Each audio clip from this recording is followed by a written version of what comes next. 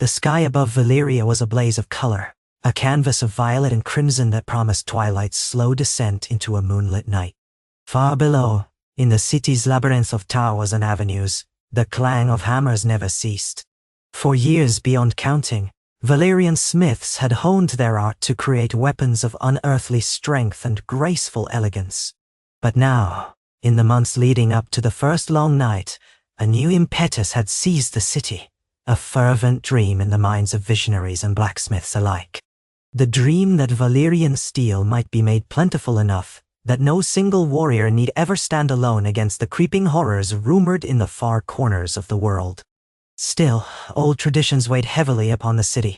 The dragon lords who presided over the mighty foundries and forges were steeped in ritual and guarded their secrets carefully. Beneath gold filigree and spired roofs, they assembled each evening in domed halls of black stone. By the light of ghostly quartz flames that flickered in blues and whites, they deliberated on the same question. How could they possibly mass-produce that which was once the hallmark of only the greatest houses? Even the notion smacked of heresy. Valyrian steel was no simple metal to be shaped by common men. It required dragon fire, enchanted spells spoken in High Valyrian, and an intimate knowledge of sorcery that mortal minds too easily found maddening. And yet rumors came as swiftly as the sunrise, telling of a darkness in the north of Westeros and strange wights that roamed beyond the wall. Others whispered of sightings of pale, cold-faced beings who commanded winds and snow. Rumor, yes, but rumor that caused the Dragonlords to furrow their brows in uneasy contemplation. Among them was Lord Ritharo Maegir, a tall, angular man, with hair the color of ash and eyes tinted in the slightest lavender.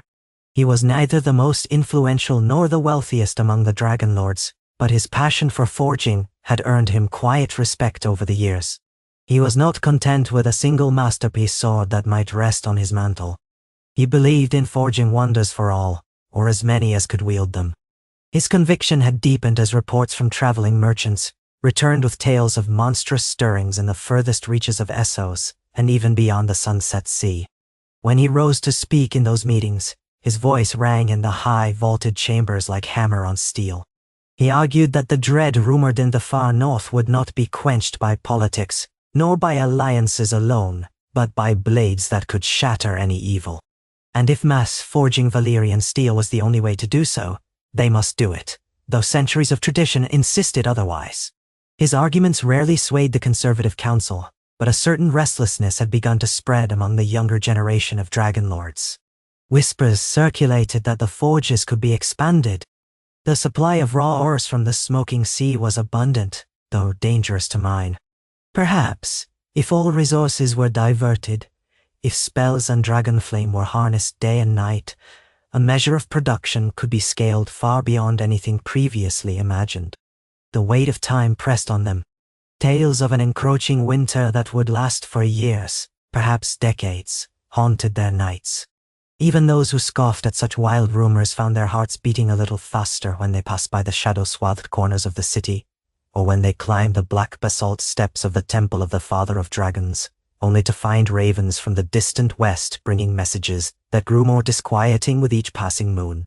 In the midst of these tensions, an apprentice named Ivara toiled in a lesser forge near the outer walls of the city.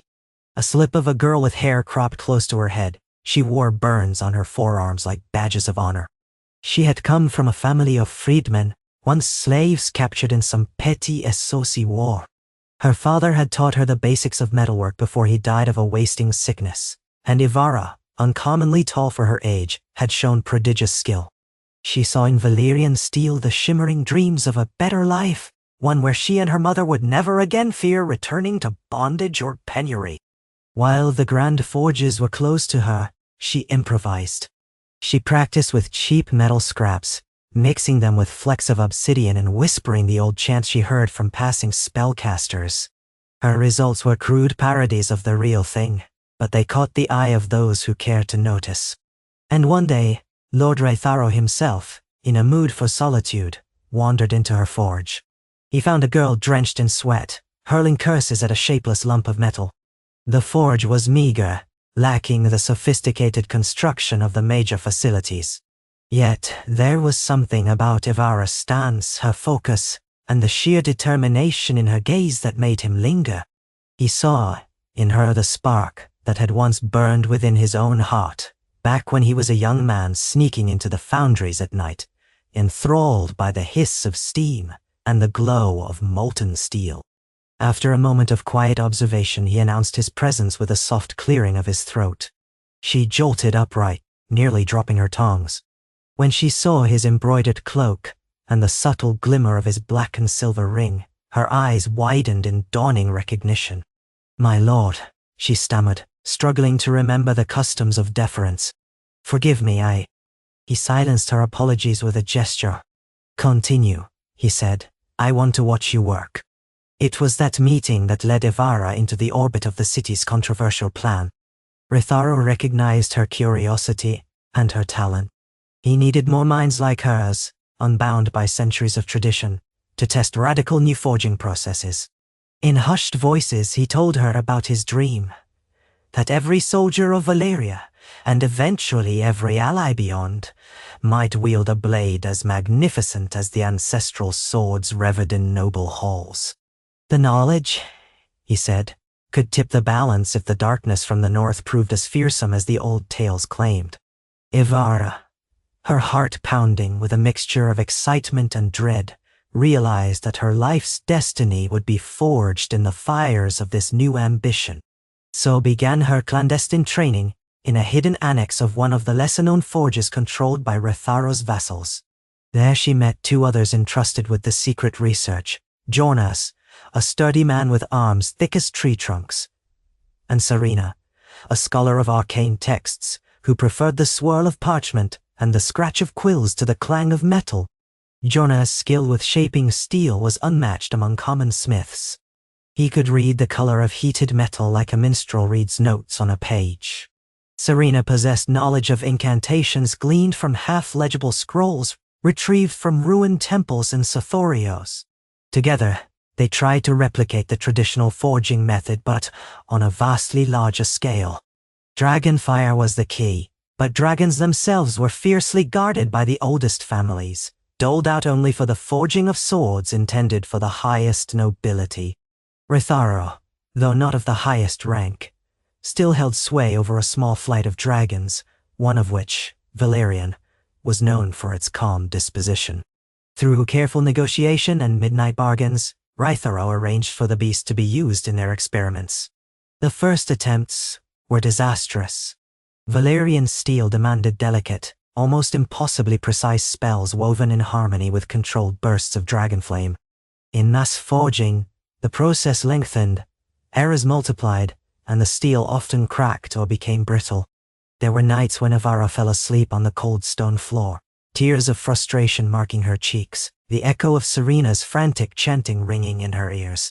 But she would wake to Jonas forging ahead with unwavering resolve, or find Ritharo studying arcane symbols by lamplight, determined to find the missing piece in the puzzle. As the months slid by, the rumors of encroaching doom intensified.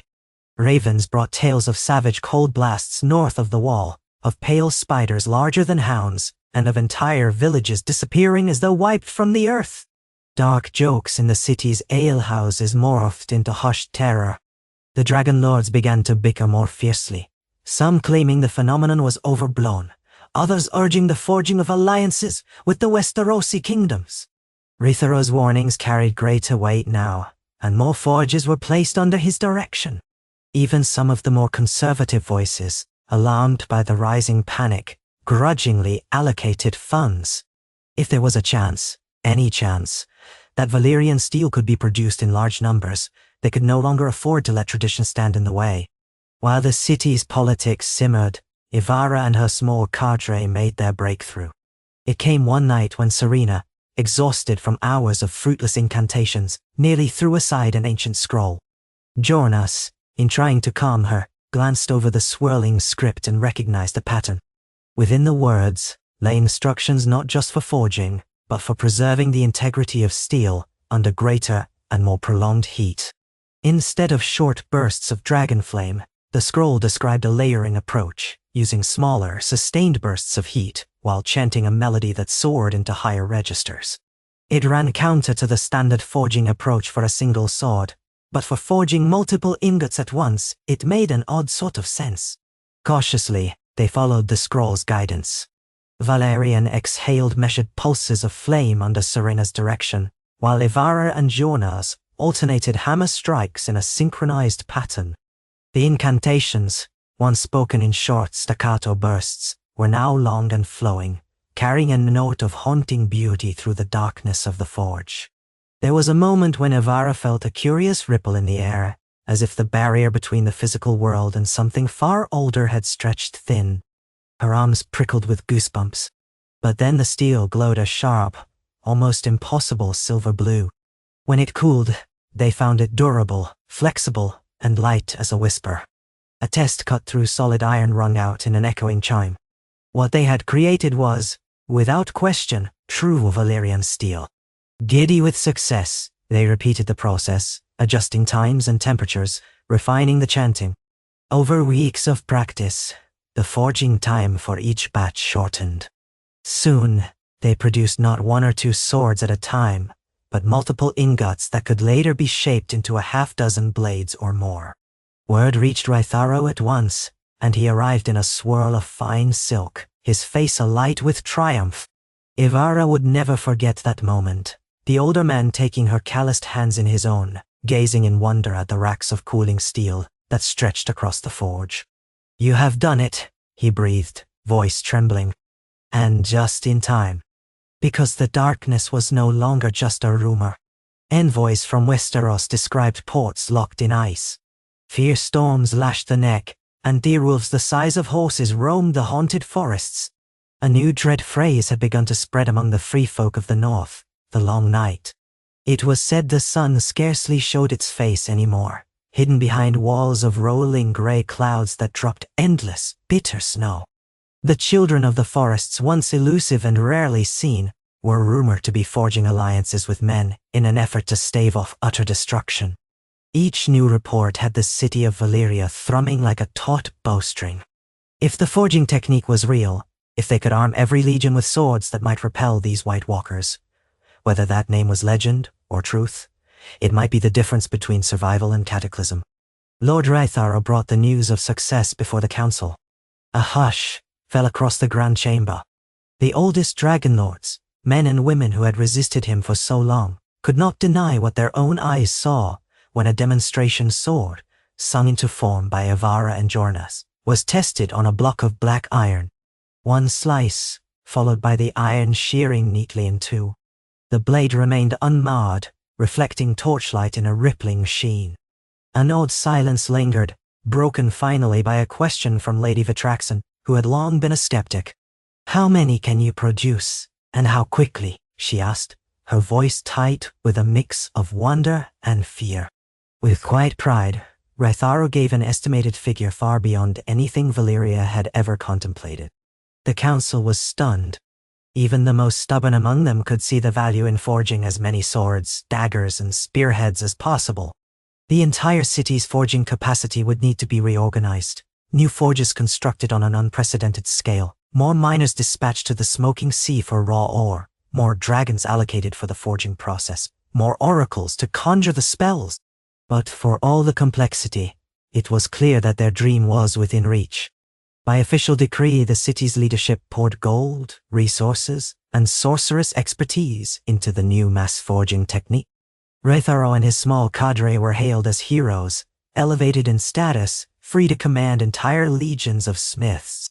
For Ivara, barely out of her youth, it was a dizzying rise. 1 month, she was an obscure apprentice sweating in a dingy forge. The next, she stood at the right hand of one of Valyria's foremost dragon lords, shaping the fate of the known world. But with prestige came danger. Rivals emerged, resentful of Rytharo's sudden ascension and suspicious of the unorthodox methods. Many whispered that forging such large quantities of Valyrian steel would dilute its magic. Others spread rumors that the technique would anger the gods, that it undermined the essence of the old ways. Not all the dragon lords were convinced the threat in the north was as dire as rumored. Moreover, forging so many weapons would effectively change the balance of power. not only within Valyria, but across Essos and perhaps Westeros too. House Orion, House Bellaris, and others who had once enjoyed monopolies on the forging of high-grade steel saw their clout threatened. Behind smiles and courteous words, grudges festered. Ivara soon learned to watch her back. Serena, already reclusive, withdrew even more into her arcane studies, wary of the petty intrigues that might consume them. Still, the city advanced. Over the next year, dozens of new forging facilities rose, powered by channels that diverted water from underground hot springs. Ventilation towers soared into the skyline, sending columns of steam and smoke spiraling into the upper airs. Dragons once used sparingly were now a near-constant presence. You could hear their roars echoing through the city at all hours, see their shadows crossing the sky. Under the guidance of Ritharo and the other progressive dragon lords, entire regiments of blacksmiths and enchanters learned the new layering spells, the measured incantations, the rhythmic hammering. The city rang with a ceaseless chorus of metal on metal. Foreign merchants, initially startled by the spectacle, soon saw a chance for profit. Caravans of raw ore rolled in from distant lands, and precious gemstones used in certain rituals arrived from Sothorios, Korth, and the Shadowlands beyond Ashai. Meanwhile, Westeros sent envoys pleading for more swords to be shipped across the narrow sea to the beleaguered north.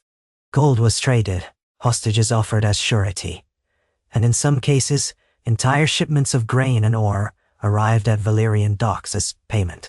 Yet for every triumph in the forges, the news from the wider world grew darker. The long night had descended in earnest. In the north, the others, figures with skin like the pale glow of ice, lulled armies of the dead and moved under cover of endless winter. Reports spoke of living men turning wide-eyed and unnatural after falling beneath the others' blades. The Dothraki Sea was said to be all but deserted. The nomads had fled south, their horses succumbing to frost they had never known. In Yti, an unseasonable cold brought famine to the golden fields. Some from the summer islands claimed that even their tropic shores felt a chill wind. Boundaries of realms meant little in the face of a winter that would not abate. Amid these apocalyptic tidings, the first shipment of mass-forged Valyrian blades set sail from Valyria's harbor. The galleys were loaded with carefully packaged crates, each filled with swords, spearheads, and arrow tips. Among those traveling to Westeros was Jonas, chosen to oversee distribution and to offer instruction in the care of the new weapons. Ivara stood on the docks to see him off, forcing a brave smile. They had grown close, forging a bond over the fires, joking through their exhaustion, comforting each other when the pressure felt too great. He was older, with a wise, patient manner that calmed her youthful anxieties. As he stepped onto the gangplank, he clasped her hand firmly. "Keep forging," he said, "and watch your back." There was a tremor in his usually steady voice. They both knew the stakes. If their weapons could not turn the tide, all of civilization might be swallowed by an endless winter. "I'll be here," she assured him. She tried to keep the quiver from her voice, but the swirling wind tugged at her cloak, bringing with it the faint chill that had become ever more persistent, even here in the once tropical climate of Valyria. "I'll make sure we never run out of blades." He smiled then, a brief warm gesture that softened his rugged face. "Go with the fire, Ivara," he said, using the old smith's blessing, and then he was gone, up the plank and onto the deck. She watched until the ship was a distant speck, swallowed by the sea's grey horizon. Life settled into a punishing routine. Ivara spent her days and nights in the forging facilities, each of which grew more intricate with expansions to accommodate new spells and additional dragon layers. Production soared, and the clamor in the city reached a fever pitch as more blacksmiths, more enchanters, and more overseers joined the effort. It was not just swords for Westeros. Valyria armed its own legions, training them in ways to fight in extreme cold. The forges produced steel for everything: axes, warhammers, even elaborate fittings for ballistae that might fling Valyrian hardened spear tips. Yet the city itself, once vibrant and unassailable, began to show signs of strain. The old families quarreled over the allocation of dragons. Skilled laborers demanded higher pay, more privileges. The wards near the forges became overcrowded, the air thick with fumes. Strange accidents happened. The occasional explosion of magical energy during a forging session, a haunting wail in the night when a spell backfired. Several lesser lords whispered that all this unnatural forging was angering ancient powers. Superstitious folk spoke of ghosts stalking the catacombs where raw ore was stored, or illusions of twisted shapes drifting above the smoking sea at twilight. Serena dismissed many of these tales as rumor, but even she admitted that heavy sorcery on such a scale might be ripping thin the veil between worlds. Ivara noticed that sometimes, in the midst of forging, her mind would wander, hearing voices that were not there, chanting in a language older and more guttural than even High Valyrian. Word eventually returned from Westeros, word of triumph and tragedy. Jorna's first shipments had arrived at the port of White Harbor and were hastily transported north by ship and wagon to fortify Winterfell, the last major bastion before the endless night. Warriors under the banner of House Stark wielded the newly forged blades with lethal effect. Reports told of wights that crumbled to dust when struck by Valyrian steel, of a White Walker's staff shattered by a single sword blow. Morale soared among the defenders. The mass forging project seemed validated by the lives saved. But the cost was steep. The long night's cold was unrelenting, and the dead were numerous. Tales abounded of entire battalions freezing to death, of farmland blanketed in ice, of families huddling together in keeps as the wind howled for days on end. Food was scarce, and those who starved rose again with icy eyes. Yet hope flickered in the knowledge that the others and their minions could be killed, or at least driven back, by the gleaming blades that had arrived from Valyria. A sense of solidarity formed among the living, be they from the north, the Riverlands, the Vale, or even the Iron Islands. The name Rytharo gained a legendary luster among them, though they knew little of Ivara and Serena's labors behind the scenes.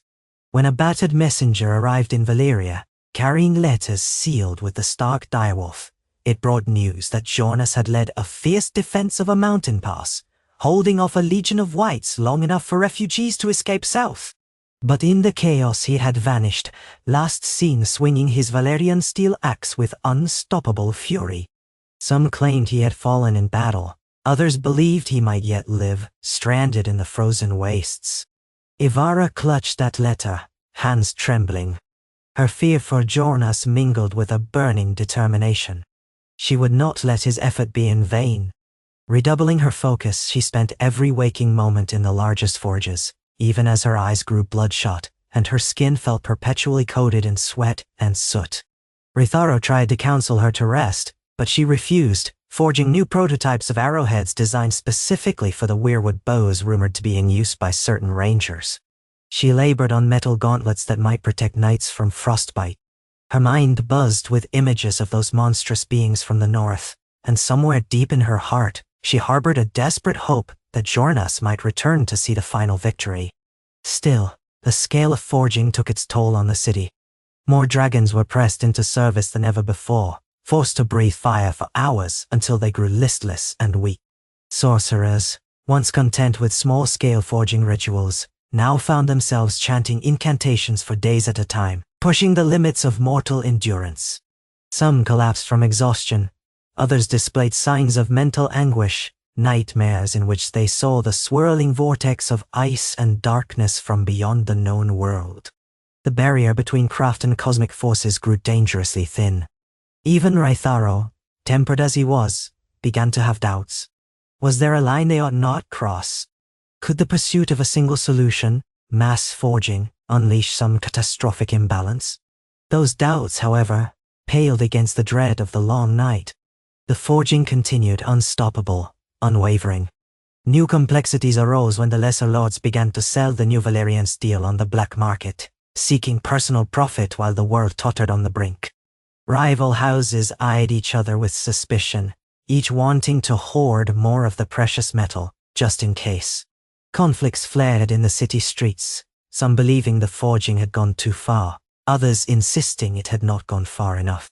Schemers from Lys and Tyrosh attempted to buy or steal the secrets. Spies flitted through Valyria's narrow streets, offering bribes and illusions. Ivara found herself followed more than once by shadowy figures. On one such occasion she caught her pursuer's reflection in a hammered shield.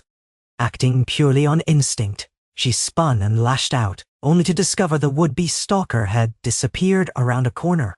At the apex of this tense period, Lord Raithara was summoned urgently to the main council hall. There, he found an envoy from Westeros, Sir Brandel of House Mormont, a lean man with sunken cheeks and streaks of silver in his hair. His armor bore scars from what looked like frost-bitten claws. He bowed curtly, never taking his sharp gaze off the assembled dragon lords. Quietly, he recounted the dire state of the north, how the armies of the dead multiplied faster than the living could quell them, and how the others advanced beneath a sky where the sun never truly rose. But he also came bearing a piece of twisted ice that pulsed with a faint luminescence. "The whites," he said, laying a crystalline object on a marble table. "We found they can be shattered, but they rise again unless burned with fire or cut by Valyrian steel." He told them of a recent battle where the White Walkers had used strange ice spears that froze men from the inside out. The eyes of the Dragon Lords flickered with alarm and fascination. Raithara leaned forward. "Do our swords hold them at bay?" he asked. Sir Brandel nodded solemnly. "They do, to an extent. We can kill them, but each time they retreat they come back with greater force. We have not enough blades or men, and the cold devours the weak. We need more, many more." He paused, jaw tightening. "King Beyond the Wall has allied with us. The Night's Watch is on the brink. The others near the Shadow Tower speak of endless hordes approaching from the Frostfangs. Winterfell stands, but for how long?" The council erupted into argument. Some insisted that Valyria could send a legion of its own soldiers along with the new steel, but others refused, fearing to expend Valyrian blood on foreign soil. Some cautioned that forging more steel at even greater speed would break the city's infrastructure or cause irreparable harm to the dragons. Raithara stood at the center of the maelstrom, silent, listening. Only when the voices began to tire did he speak. "We have gone too far to stop now," he said, every syllable resonant with a steely resolve. "If the north falls, it won't stop there. This long night will become everyone's doom. We must step up production and we must prepare to send forces west as well. The war is not only theirs. If we do nothing, Valyria itself may face this darkness in time, and we may find ourselves alone." The debate raged for hours, well into the twilight that never truly eased its grip on the city. In the end, though grudgingly, the council agreed to accelerate the forging program and prepare a sizable Valyrian expeditionary force. Ships would be outfitted not just with weapons, but with supplies of oil, flame, most vital of all, dragons. Through clenched teeth, the older families committed some of their prized beasts to the cause. Scribes hurried to write up official decrees, and Sir Brandel returned to Westeros with renewed hope. Unbeknownst to most, however, certain lords had other designs. In shadowed alcoves, clandestine deals were struck. Some believed that so many dragons leaving the city would weaken the guardianship of Valyria. Others worried that if the entire forging operation were unveiled to the world, their own ancient secrets would lose value. The House of Valyrian, in particular, was rumored to have a hidden stake in ensuring that the forging process remained exclusive. Whispers circulated of sabotage, of forging spells that might be deliberately corrupted. Sorcerers loyal to House Orion made ominous references to an accident that could disrupt production, leaving them once again in sole possession of the forging secrets. Ivara, ill-versed in court politics, remained mostly ignorant of these machinations, though she sensed a creeping tension whenever she looked into the eyes of certain lords who visited the forges. She noticed that not all watched the steel with admiration. Some regarded the new process with unmasked envy or a flicker of rage. And then there was the night Serena disappeared. Ivara had last seen her friend scrawling new spells on a parchment, yawning from exhaustion. The next morning, Serena's room stood empty, her bed unslept in. A search turned up nothing but a few torn pages of notes left behind.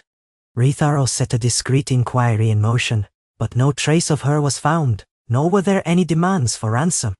A cold dread settled over Ivara that day. She feared her friend had been taken by those who wanted the forging secrets or sought to sabotage them. Yet, no ransom or threat arrived, only silence.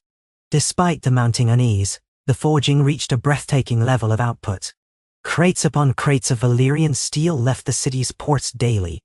Ivara oversaw a specialized unit dedicated to creating steel arrowheads, hoping they might bring down the others from afar. She developed new layering spells that required fewer sorcerers, thus reducing the risk of catastrophic magical backlash.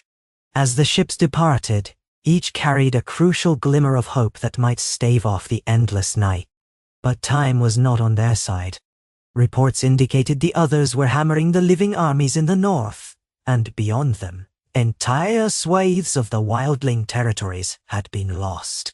The unstoppable tide of cold advanced with each passing day. When the Valyrian expeditionary force finally sailed, 5 large war galleys escorted by swift corsairs, it boasted a contingent of trained knights, archers, siege engineers, and 5 mature dragons. The city watched with bated breath, and Ivara felt her heart twist with longing to go with them. But her place, Ritharo insisted, was at the forges. Someone had to keep the steel flowing, and she was the linchpin to their methods now that Serena had vanished. The expedition departed at dawn. The roars of dragons circling overhead melded with the triumphant clang of harbor bells. It felt like a grand moment in history, a final push to turn the tide of doom. Yet the days that followed were marked by an eerie lull in Valyria. Tension ran high, and as more forges fired at full capacity, the nights seemed darker than ever. It was as if the city waited on a knife's edge, aware that some monumental struggle was raging leagues away in snowbound fields, far beyond their horizon of turquoise seas. The forges thrummed, forging steel to keep that monstrous winter at bay. And Ivara, though physically and mentally drained, found no rest.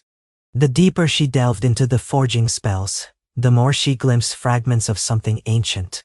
During one late night forging session, she saw a vision of swirling darkness dotted with icy crystals. Within that swirling void, she sensed a malevolent intelligence. Startled, she dropped her hammer, and the metal she was working on sparked, sending shards of hot steel skittering across the floor. The assisting sorcerer gasped, stepping back in alarm. Ivara tried to catch her breath, but her heart pounded in fear of a presence that felt near and yet impossibly distant. Months dragged on. Couriers from Westeros arrived infrequently, but each brought tidings both glorious and tragic. The Valyrian steel proved invaluable, the others recoiled from its touch, and whites fell in droves. Yet victory remained elusive. The long night continued, blanketing the land in perpetual twilight and cold that choked the spirit from men. The Valyrian dragons wreaked havoc on the undead hordes, raining down fire from above, but their riders reported that the unnatural cold sapped even a dragon's vigor. In some battles, the living emerged victorious, only to find themselves surrounded by corpses that could rise again at the merest call from the White Walkers.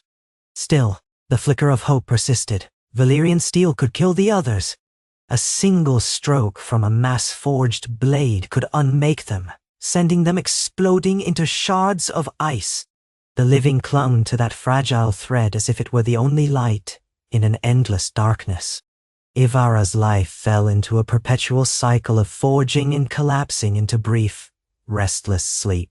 She lost count of the scars on her arms, and the hours spent reciting incantations. The city around her groaned with the burden of unceasing effort. The once proud spires of Valyria turned grey under layers of soot, the air thick with acrid fumes. Strange storms rolled in from the east, pelting the coastline with hail the size of fists. Some said the forging itself was changing the climate, drawing unnatural energies from the smoking sea. Others insisted it was merely the advance of the long night's gloom, creeping even into Valyria's warmth. At last a raven arrived bearing a single parchment. It carried the seal of House Stark and was accompanied by an official letter from the Valyrian expedition leaders. The message was terse, almost frantic. The final push was beginning. The living armies had rallied under a hero spoken of in prophecy, a champion with a blade said to glow red with fire. Allied with the Valyrian dragons, He planned to meet the others in a decisive battle on the vast, snow-choked plains beyond the ruin of an ancient keep called Hardhome. If they could not break the White Walker host there, the undead tide would sweep south, unstoppable. The letter implored Valyria for one more massive shipment of blades, arrowheads, and armor. The final confrontation loomed, and they would need every advantage. Ivara read the letter by torchlight in Rytharos' private chambers. Her hands shook with exhaustion, but her eyes burned with resolve. "We can do it," she said, voice hoarse. "We have the steel prepared. We just need to finalize the incantations. I can work the forges day and night. I won't stop until we're done." Rytharo placed a gentle hand on her shoulder. She had grown taller, stronger since he had first found her, but she was still only mortal, and the weight on her shoulders seemed enough to crush men twice her size. "We will do our part," he agreed softly. His hair had gone mostly gray at the temples, and worry etched lines across his once smooth face. "But I fear what may happen to you if we push too far. We have lost so many to exhaustion or spellcraft gone awry. Ivara, you must consider your own well-being." She tried to manage a weak smile. "I'll rest when the long night ends, and not before." So the last forging began, the greatest undertaking yet. Multiple foundries roared to life across the city, fueled by a chorus of dragons, commanded to breathe flame in unison. The streets vibrated with the hum of arcane energy. Smiths of every station hammered steel in shifts. Sorcerers chanted, their voices echoing off black basalt walls. In the thick of it all, Ivara supervised, corrected, and led the forging of vast quantities of Valyrian ingots. Ships awaited at the docks, sails at the ready, to carry the final cargo west. On the eve of the final shipment's departure, something snapped. Perhaps it was the ceaseless conjurations, or the swirl of magical energies that had accumulated over months of industrial-scale forging. Perhaps it was sabotage by jealous rivals, or maybe simply the city's fate twisting under the weight of its own might. No one would ever be certain. All that is known is that an immense surge of arcane force erupted in the labyrinth of forges. Fires blazed out of control, scorching masonry and toppling iron scaffolds. Dragons roared in panic, some breaking free of their tethers, sowing chaos in the night sky.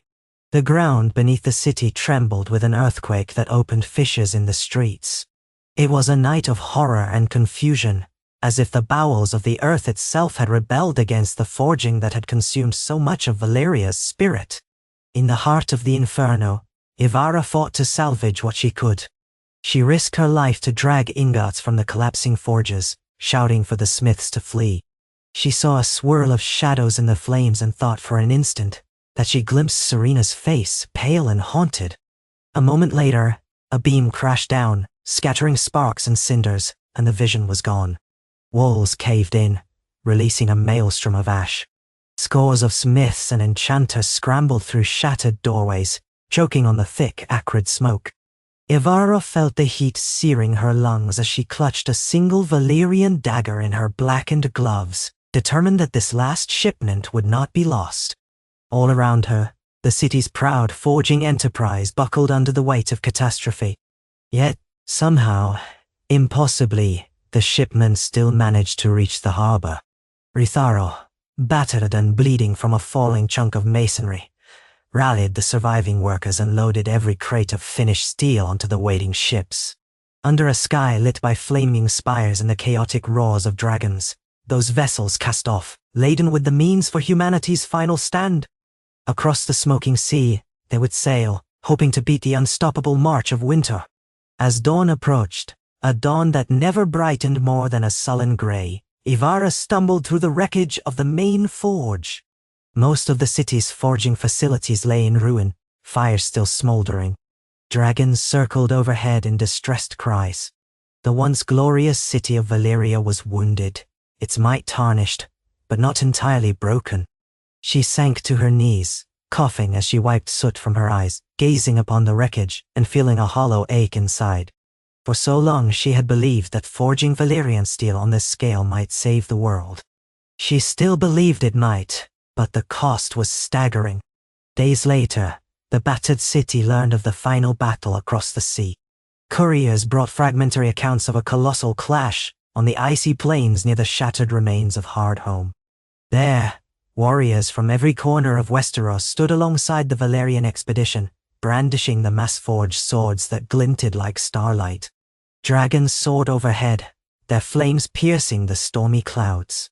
The others descended in endless waves, accompanied by a howling wind that cut to the bone. But the living fought with a fury and a unity unheard of in any other age. From the distant vantage of the White Knife, watchers said the horizon glowed with dragonfire, and heard the clamor of steel so sharp it sang in the wind. The final word, brought by a wounded knight who had sailed back immediately after the battle, was that the living had won, barely. Under the combined might of thousands of Valyrian steel weapons, the others had at last faltered. Their unnatural winter began to recede, the sun peeking through thinning clouds. It would take time for the snows to melt and for the wounded land to recover. Countless brave souls had perished, but the grip of the White Walkers had been broken. The long night was over. Ivara heard this news while convalescing in a simple bunk in the half-damaged tower that served as a makeshift infirmary.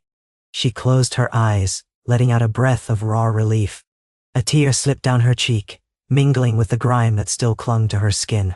The forging frenzy had not been in vain.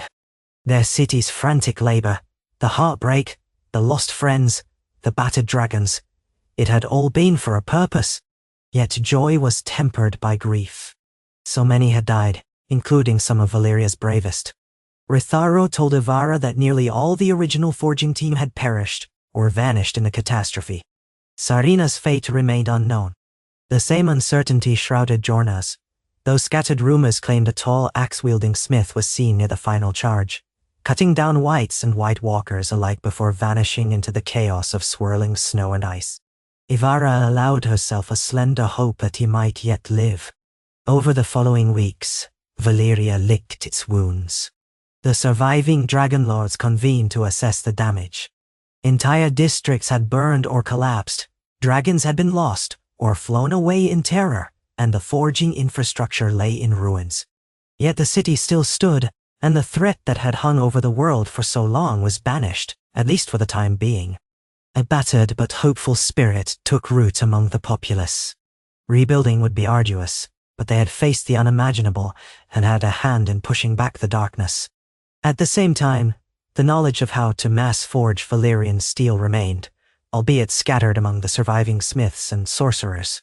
Ritharo and Ivara still possessed the core incantations and layering spells, but the city's leadership debated whether they should continue.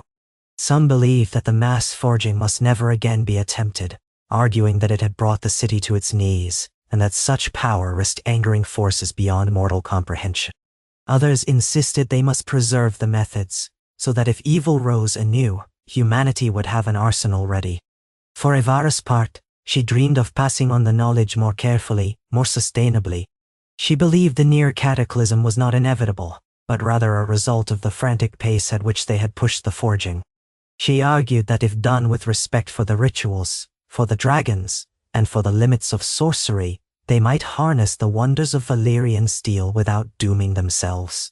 But many lords, exhausted by crisis, sought to bury the practice, to let it lapse into obscurity, overshadowed by the official stance that forging beyond the old ways was too dangerous.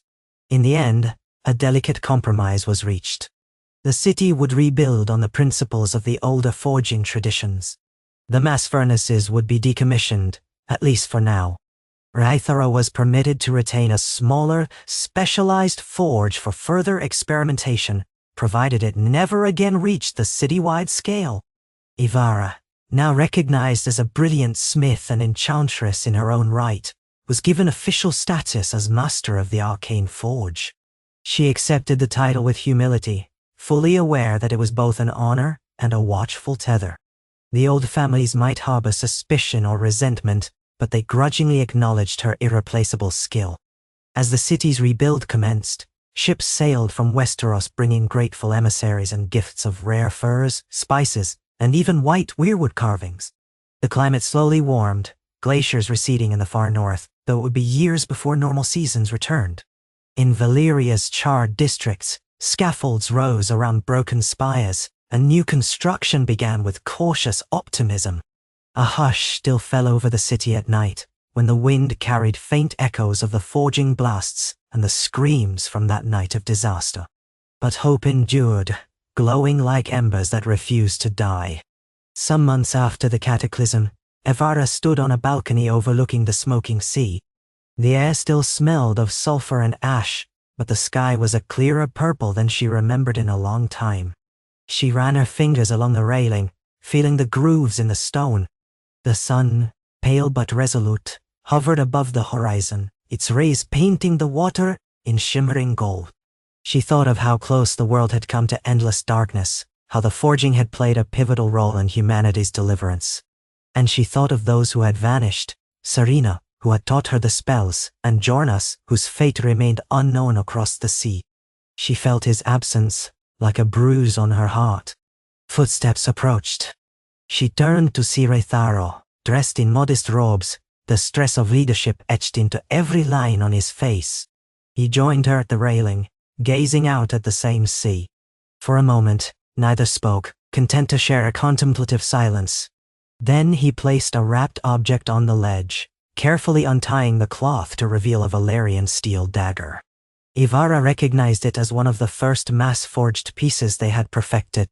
The silver-blue surface glimmered in the morning light, etched with runes so faint they seemed to move like living shadows. "I wanted you to have this," Retharo said softly.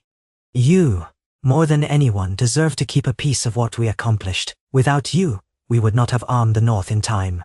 Evara swallowed, overwhelmed by the gesture. She lifted the dagger, feeling its weight, so impossibly light, yet carrying a resonance of power within its polished surface. Memories of forging sessions, chanting spells, and near sleepless nights flashed before her eyes.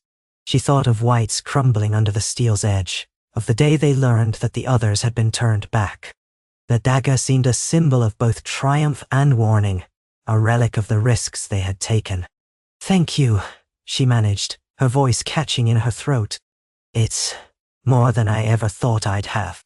He inclined his head, stepping back slightly. "You have earned the gratitude of kings and lords, Evara. But remember, this is no mere ornament. It is a reminder that knowledge and power go hand in hand with responsibility." She nodded, tracing a fingertip along the runes.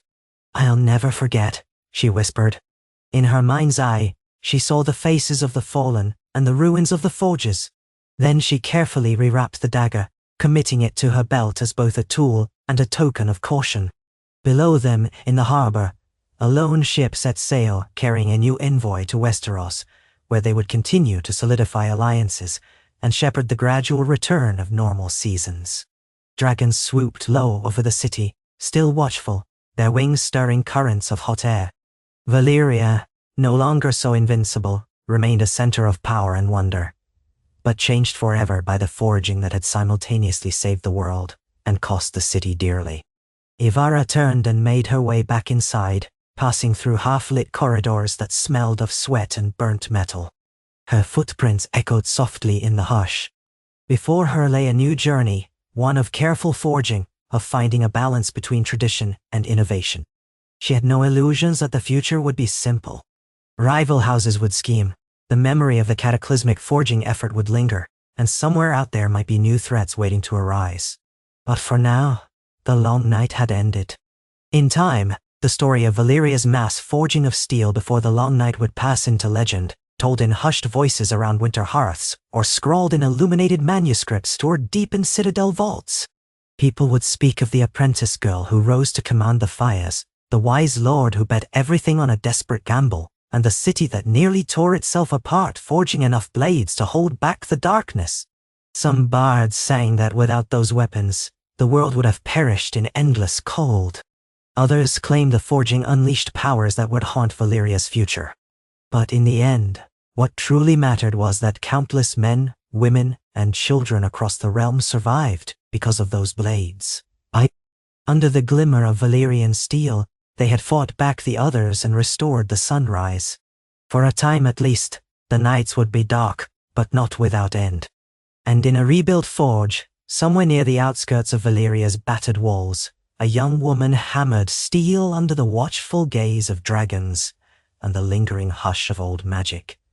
Forging not for glory, but for the hope that if ever the darkness returned, there would be light enough to stand against it. Ivara woke before dawn, her heart pounding with vestiges of a nightmare. Again, she had dreamt of the night the forges erupted in flame, of Serena's pale face appearing in the smoke, of Jornas in his final stand against the whites. The images twisted into something else, a figure of living ice roaming the corridors of Valyria, robed in swirling darkness. She always lurched awake at the same moment, breath caught in her throat. Perhaps the nightmares would never truly leave her. She rose from the thin pallet in her modest chamber, its walls still blackened from the city's upheaval. Dust clung to every surface, despite repeated washings, and an acrid scent of old magic tainted the air. She donned her smith's clothes, leather breeches, heavy boots, a linen shirt that bore faded burn marks on the sleeves. A long cloak dyed in a deep charcoal hue completed the ensemble, hood pinned back to reveal the burn scars across her collarbones. Such scars had become badges of honor in the city's forging districts, reminders of that frantic time when the entire realm hung on the edge of annihilation. She stepped out onto a narrow walkway overlooking Valyria. The city was still a patchwork of construction sites and ruined districts. Steam from half-buried fissures curled around the charred basalt towers, and occasional flickers of dragon wings cut across the sky. Far below, she glimpsed ragged laborers hauling stone for new walls, while children darted among piles of rubble, turning the debris into playgrounds. She wondered if those children understood how close they had come to darkness. Each day since the forging crisis, the city had pulsed with this uneasy duality. On one side, fervent rebuilding, a sign of resilience. On the other, fear that the cataclysm might return if they overreached. Plenty of surviving dragon lords argued that the mass forging project had awakened forces in the smoking sea best left dormant. They yearned to bury the knowledge forever. But Ivara, now the master of the arcane forge, could not let it vanish completely. She believed that knowledge, handled with caution, was safer than ignorance. She had seen what Valyrian steel could do, how it had turned the tide against the others. Is it worth the risk? She sometimes asked herself at night. The memories of the forge's final eruption replayed in her head like a cautionary tale. Yet the alternative, that no one would know how to create enough weapons should the world face a new doom, seemed too great a gamble. Ritharo often told her that forging was a question of balance. Too much heat, too little time, and the metal cracked. Too little heat, too long a wait, and the blade lost its strength. So it was with magic. They had to learn from the mistakes of the past if they hoped to avoid repeating them. She spent the earliest hours of the morning drafting new forging methods in her private workshop, a small structure that had escaped the cataclysm mostly intact. Located at the very edge of the city's southwestern sector, it was near a series of hot springs that powered its furnaces, an arrangement Ritharo had painstakingly negotiated. Within those walls of black stone, she tested refined incantations and forging rituals, each trial measured in hours, sometimes days, mindful not to approach the scale that had nearly destroyed them. On this particular morning, the workshop was quiet, save for the low hiss of water coursing through channels beneath the floor. A large bench held half-finished diagrams of an experimental blade design. Ivara eyed them, stifling a yawn. Though the nightmares left her exhausted, there was work to be done. The living world was recovering, winter receding, farmland slowly awakening, and new requests for small shipments of Valyrian steel trickled in from scattered lords in Essos. Not the thousands of pieces once demanded, but single swords, spearheads, or heirloom weapons to replace those lost during the crisis. Whether to fill these orders or not remained a point of contention.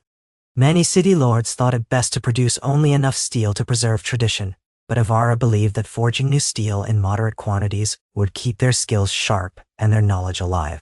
She ran her fingertips over a chunk of raw ore sitting in a smoldering brazier. The ore had come from a fresh vein discovered off the smoking sea, rumored to be dangerously unstable. Already, Ivara saw faint lines of emerald swirling in the metal, strange impurities that glowed in low light. She suspected it might yield an alloy with unique properties, perhaps more resilient to extremes of temperature. But experimenting with new ore meant venturing into uncertain sorceries. She thought of the cataclysmic explosion that had nearly broken the city. Fear crept up her spine. The price for rushing such research could be unimaginable. And yet, the memory of how their steel had saved thousands during the long night propelled her onward. 1 foot in caution, 1 foot in boldness, forever walking that line. She was lighting a small forge fire when an unexpected knock on the workshop's heavy door echoed across the chamber. She looked up, wary. Few people visited her so early, especially unannounced. "Enter," she called, stepping away from the flames. A swirl of cold morning air seeped in as the door opened. 2 figures stood at the threshold. The first wore the livery of House Valyrian, silver serpents embroidered on a deep burgundy cloak, pinned with a cameo of a rearing dragon. A man of middle age, face severe, hair meticulously oiled back from a prominent widow's peak. Beside him stood a younger companion in simpler garments, perhaps a scribe or attendant, with ink-stained fingers and a slightly furtive expression. Ivara's heart sank at the sight of the Valyrian colors. That house had long opposed Rytharo's forging expansions, openly condemning mass production of Valyrian steel. But they had never come to her workshop before. "Master Ivara," the man said in a thin voice, stepping forward and giving a short, crisp bow. "I am Lord Nella Valyrian. My house has some business to discuss with you." Ivara forced a polite nod, conscious of the tension in her posture. "Lord Valyrian, I was not expecting visitors from your house. How may I help?" He glanced around the workshop, lips pursed.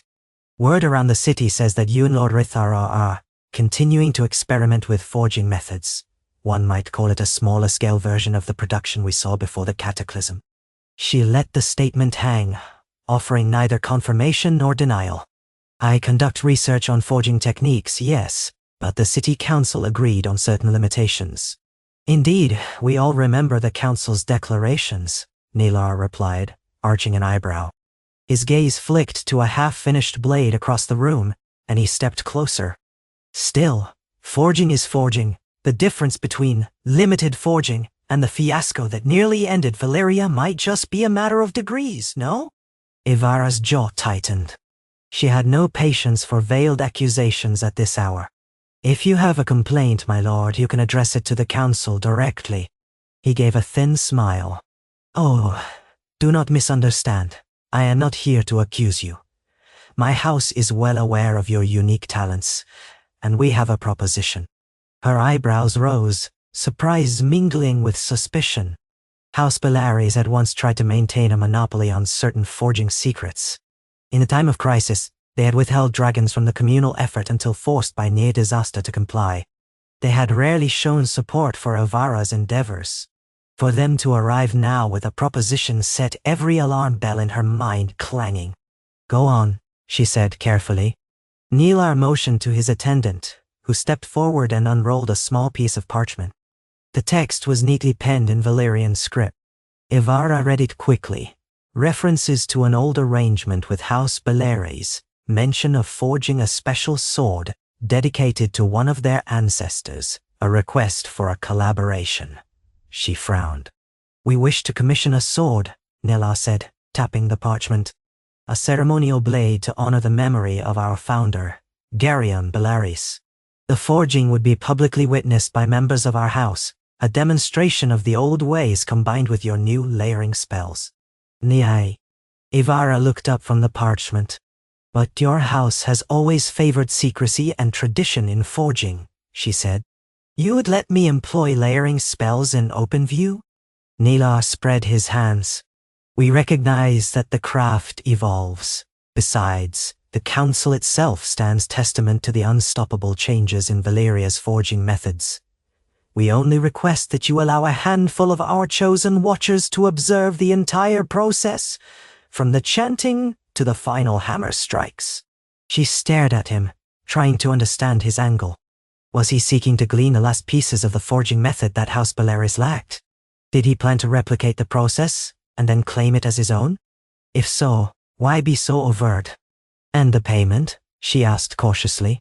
"We offer a considerable sum of gold," Nilar said, along with several casks of precious ore from a deposit discovered in the Western Isles.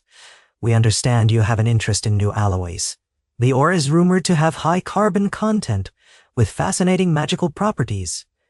It might pair well with your incantations. You see, we offer this as a gesture of good faith and also in hopes of forging a truly extraordinary blick. Ivara hesitated. She could not deny the lure of the promised ore. Her supply was thin, and she was always searching for better raw materials to refine the forging process safely. Yet forging a ceremonial blade under the watchful eyes of House Valyrian sounded like stepping into a snare. Their house had a reputation for cunning manipulations. Still, turning them away might stir new resentments, and Ivara was keenly aware that Ritharo's position on the council was tenuous. Refusing a direct request from a powerful house could have political consequences she couldn't afford. I will consider the offer, she said, but I need time to consult with Lord Ritharo. Nilar inclined his head slightly, though something in his eyes glinted with impatience. Of course, he said. We only ask that you not delay too long. The ceremony is planned for the next new moon, about 3 weeks hence. We shall await your answer by the end of this week. He gave a short bow, then turned and strode out, his attendants scurrying behind. Ivara watched the door close, feeling the tension in the air settle back around her like a shroud. What game was House Valyrian playing? Did they truly want a ceremonial blade, or was it merely an excuse to pry into her forging methods? She tucked the parchment into a wooden chest near her bench, then tossed fresh coal into the forge. She would indeed need Ritharo's guidance. She left the workshop soon after, snuffing the forge's embers. Outside, Valyria was stirring into life. The clang of masons' chisels rang from scaffolding, and the scuffling of laborers carrying timber echoed through the winding streets. Smoke rose from the city's few surviving central forges, though nowhere near the scale of the forging that had armed the world against the others. Dragons occasionally soared overhead, fewer than in the old days, watchful and curious. The cataclysm had driven some dragons into a frenzy that led them to flee or vanish entirely. Retaming or relocating them remained a vexing task for the city's dragon keepers. As Ivara made her way to Ritharo's estate on the far side of the central plaza, she noted small changes that heartened her. More vendors in the streets, more color in the garments of passers-by, the sound of children laughing. Though the city retained an undercurrent of mourning for all it had lost, new life slowly returned. She paused at a stall selling fresh bread, a luxury compared to the hard crusts and salted fish that had dominated the bleak months after the forging disaster. The baker recognized her and offered a soft loaf without charge. She thanked him and insisted on paying the half-copper he asked for, mindful not to show favoritism. Despite her newly elevated status, she had no interest in acting like a grand noble. She had come from a freedman family, and in her heart, she never forgot those roots.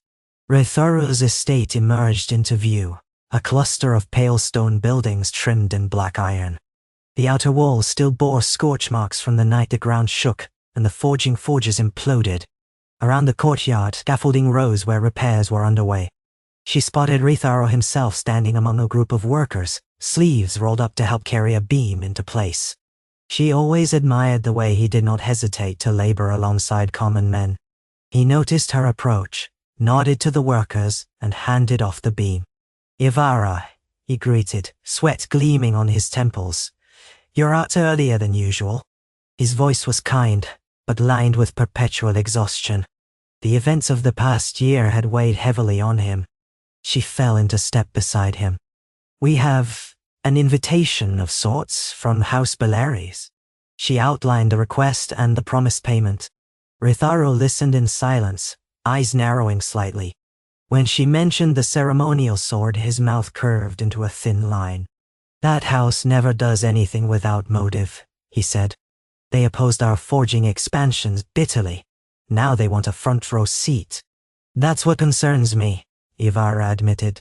"But if we refuse, we risk stirring up a feud, and if we accept, maybe they'll glean secrets we'd rather keep. Then again, maybe an open demonstration will help quell rumors that we're continuing mass production. Transparency might ease the tension, And I confess, the ore they're offering is quite appealing. It could advance our safe forging techniques considerably. Ritharo placed a hand on the rough stone of a half-rebuilt wall, gazing off at the cityscape. We cannot let fear dictate every decision. If we hide away, we only feed the paranoia. Yet we must remain vigilant. House Valyrian is cunning. We'll need to control the forging environment very carefully, limit what their watchers see. If they want the ceremonial blade, so be it, but the final incantations are your domain alone. You must craft the spells in a way that ensures they cannot be easily duplicated. No, yeah. She nodded, a swirl of relief and apprehension in her chest. Agreed. We'll accept the commission, but on our terms. I can't promise it won't be dangerous. They will see some of our forging process. We'll set up wards, Ritharo said firmly, and I'll be present, along with a few loyal guards. If House Valyrian attempts any subterfuge, they'll find themselves outnumbered. Also, let's ensure the forging is done in a place of our choosing, somewhere that we control fully. Ivara smiled wryly. You sound as though you expect a battle. His face was grim. In Valyria, politics is a constant battlefield, with fewer rules than open war. We'd do well to be prepared. Send them word that you accept. We have 3 weeks to plan how to handle this forging demonstration. She agreed, and they parted ways so Ritharo could continue overseeing the repairs to his estate. Ivara returned to the workshop to pen a brief acceptance letter, sealing it with the mark of the arcane forge. She took the message in person to House Valyrian's courier station, carefully slipping through a labyrinth of alleyways, littered with rubble and scaffolding. The station was a round tower of polished white stone, one of the few buildings unscarred by the recent disasters. She handed the letter to a thin-lipped clerk, who placed it in a gilded coffer. It would reach Nelar by midday.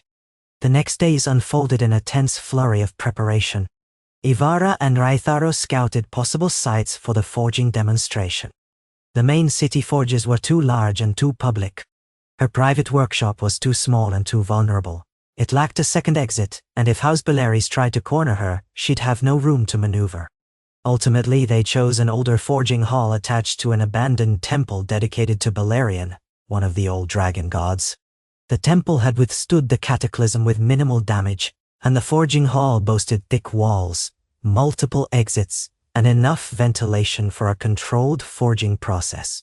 It also had wards carved into the walls from centuries past, runes said to protect the sanctity of forging from malignant forces.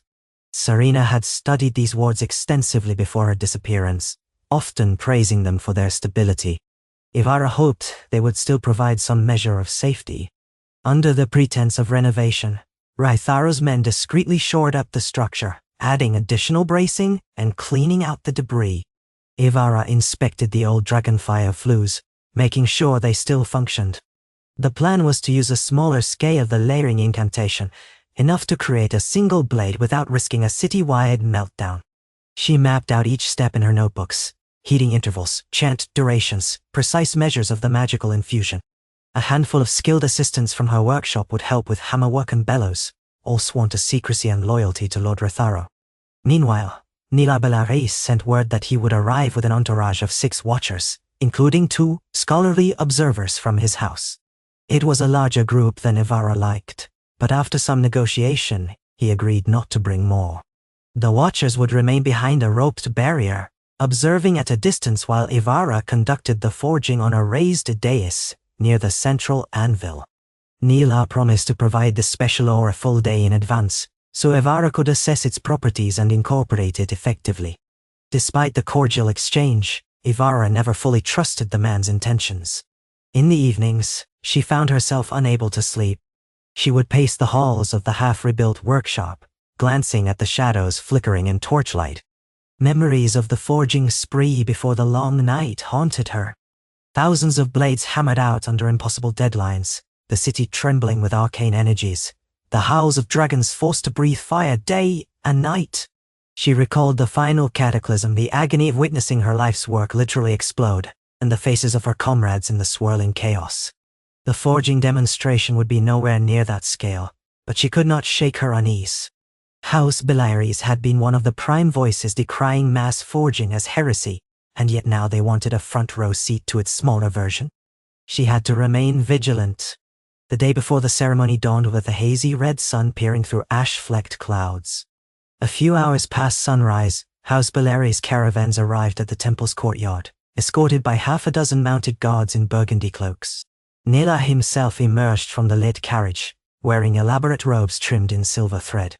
Servants carried heavy chests, each bound with iron locks. Ivara stood at the top of the temple steps, flanked by two of Raitharo's soldiers, each armed with a Valyrian steel spear. Though the city had decided not to mass-produce weapons again, the existing arms were still in use. It was always a subtle reminder that Valyria was not defenseless. Nila offered her a courteous bow as he approached.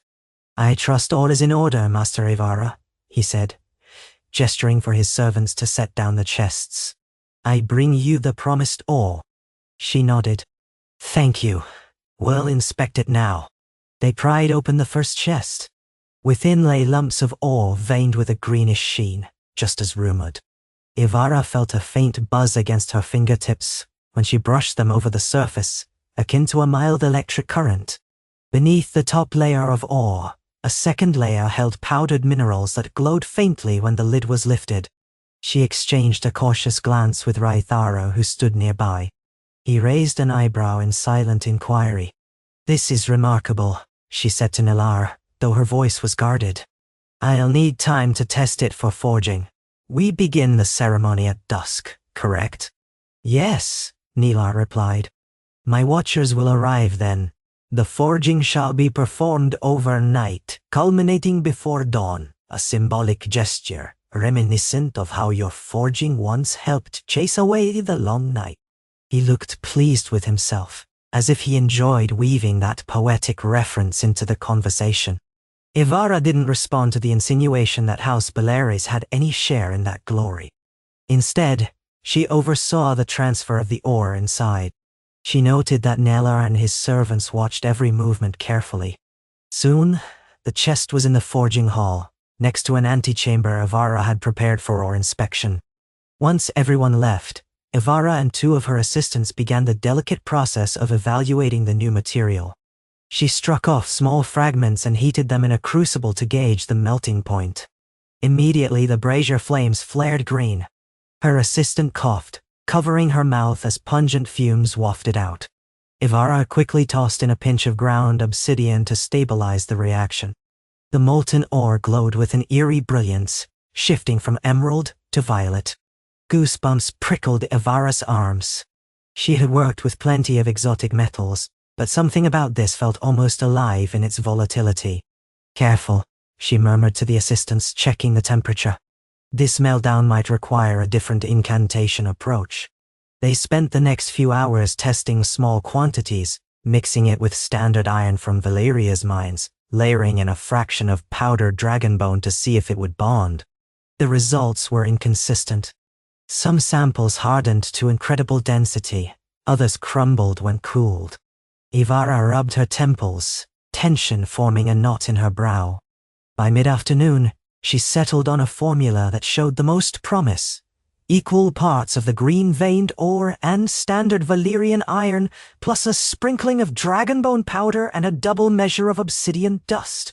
She had just enough time to refine the mixture and prepare an ingot for forging.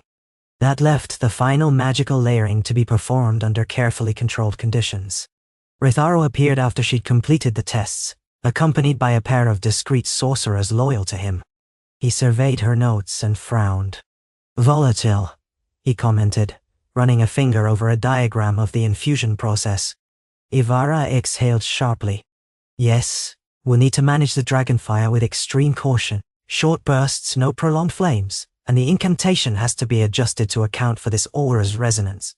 One of the sorcerers, an older woman with silver hair tied back in a tight bun, frowned at the mention of meltdown. "We have the wards in place. The temple's runes are strong, but the balancing incantation must be precise. Are you certain we can do this safely in front of House Valyrian's watchers?" Niad. Ivara felt her stomach tighten. "We have to. This is what they requested, and we agreed. We'll just have to proceed slowly, and keep the watchers at a safe distance. Ritharo placed a hand on her shoulder. I'll be there. Focus on forging the best blade you can. Don't let their presence distract you. We'll keep them from meddling. She nodded, grateful for his reassurance. The afternoon passed in a tense blur as they assembled the forging apparatus, double-checked the ventilation, and ensured that the dais was properly warded. Banners of House Valyrian were hung along one wall, as Nilar had insisted, while the crest of House Major and the sigil of the arcane forge flanked the opposite side. The dais in the center of the hall bore a massive anvil etched with runes, each line painstakingly restored by Ivara's assistants. Torches flickered in sconces along the walls, filling the space with dancing shadows. Dusk approached. Ivara changed into forging leathers that offered both heat protection and a degree of ceremonial splendor, black, with silver filigree that shimmered under torchlight. She tied her hair back in a tight knot.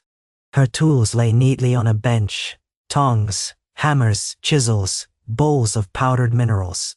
The ingot, still glowing faintly from within, waited in a crucible set near the coals. She took a moment to steady her breathing, recalling a chance she would lead. They were a modified version of the layering incantations once used to produce mass-forged Valyrian steel, scaled down for a single blade. She'd have to chant them in a steadier, slower rhythm to adapt to the new O. A single mistake could crack the steel or release a burst of uncontrolled magic that might shatter the dais. Outside, a horn blew. House Valyrian's entourage had arrived. She stepped to the main hall entrance, flanked by Ritharo and the two sorcerers. Nilar Valyrian entered in fine regalia, followed by his watchers. 4 men and 2 women, each dressed in robes of burgundy, each wearing an amulet that glinted in the torchlight. Ivara's gaze flicked over those amulets. Were they purely decorative, or did they hold some cunning enchantment for observation? She could not tell. Master Ivara, Nilar said, voice sonorous. We are honored to witness this forging, in memory of our founder, Garion Valyrian. May the steel reflect the glory of Valyria and the legacy of its dragons. She inclined her head, lips set. Then let us begin. The dais is prepared. Please remain behind the barrier. We'll conduct the forging in 4 phases, with intervals of chanting. For your own safety, do not cross into the forging circle. He nodded, stepping to the designated area. His watchers arrayed themselves around him, quills and parchment ready. Some whispered to each other excitedly. Others stared at the dais with thin-lipped concentration. Ivara forced herself to ignore them. She walked with measured steps to the anvil, motioning for her 3 forging assistants to join her. 2 sorcerers took positions at the dais corners, each armed with incantations to reinforce the wards. Ivara drew in a breath. She lit the coals beneath the crucible with a small flame from a dragon-headed brazier, then beckoned Ritharo forward. He lifted a slender rod of black iron, inscribed with swirling runes. Channeling the runic staff's power, he invoked an opening chant in High Valyrian, calling upon the old forging tradition. Emilotepan drohebiv sitolvio timagon. His voice resonated in the hushed hall, the words dancing along the carved pillars. As the chant rose, Ivara lifted the crucible tongs. The ingot within glowed, not red, but an eerie green-violet shimmer that illuminated her face. She glanced to the watchers and saw the reflection of her forging light in their eager eyes. Then, focusing on the dais, she placed the crucible over the hottest coals. An assistant pulled the bellows in gentle, measured strokes. The metal began to liquefy, green and violet swirling together like living flames. She waited for the right moment, reading the color in the molten ore. Then, in a clear voice, she began the layering incantation she had composed.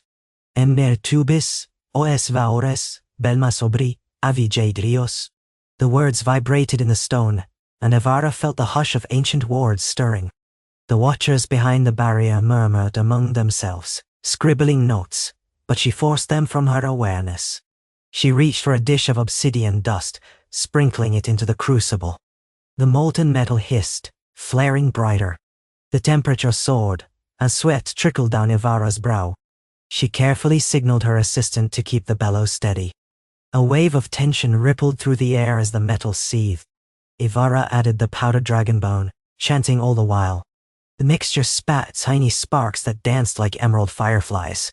From the corner of her eye, she saw Nellar leaning forward, fascination etched in his expression. His watchers wore similar looks of enraptured curiosity. The chanting continued in rhythmic waves. Raythoro and the two sorcerers chimed in with deeper undertones, weaving a harmony that Evara recognized from the old layering rituals. The dais glowed faintly, the runes etched in the anvil glimmering in response. The forging circle seemed bathed in a swirling halo of greenish light, as if the boundaries of mundane reality were thinning. Finally, the moment came to pour the molten mixture into the sword mold. Evara gestured to her assistants, who carefully positioned the mold, an elongated, stylized shape meant for a single-edged ceremonial blade. Evara lifted the crucible. The watchers gasped at the brilliance of the liquid metal as it coursed into the channel, leaving swirling afterimages of violet and green. Now the risky part began, infusing the steel as it cooled.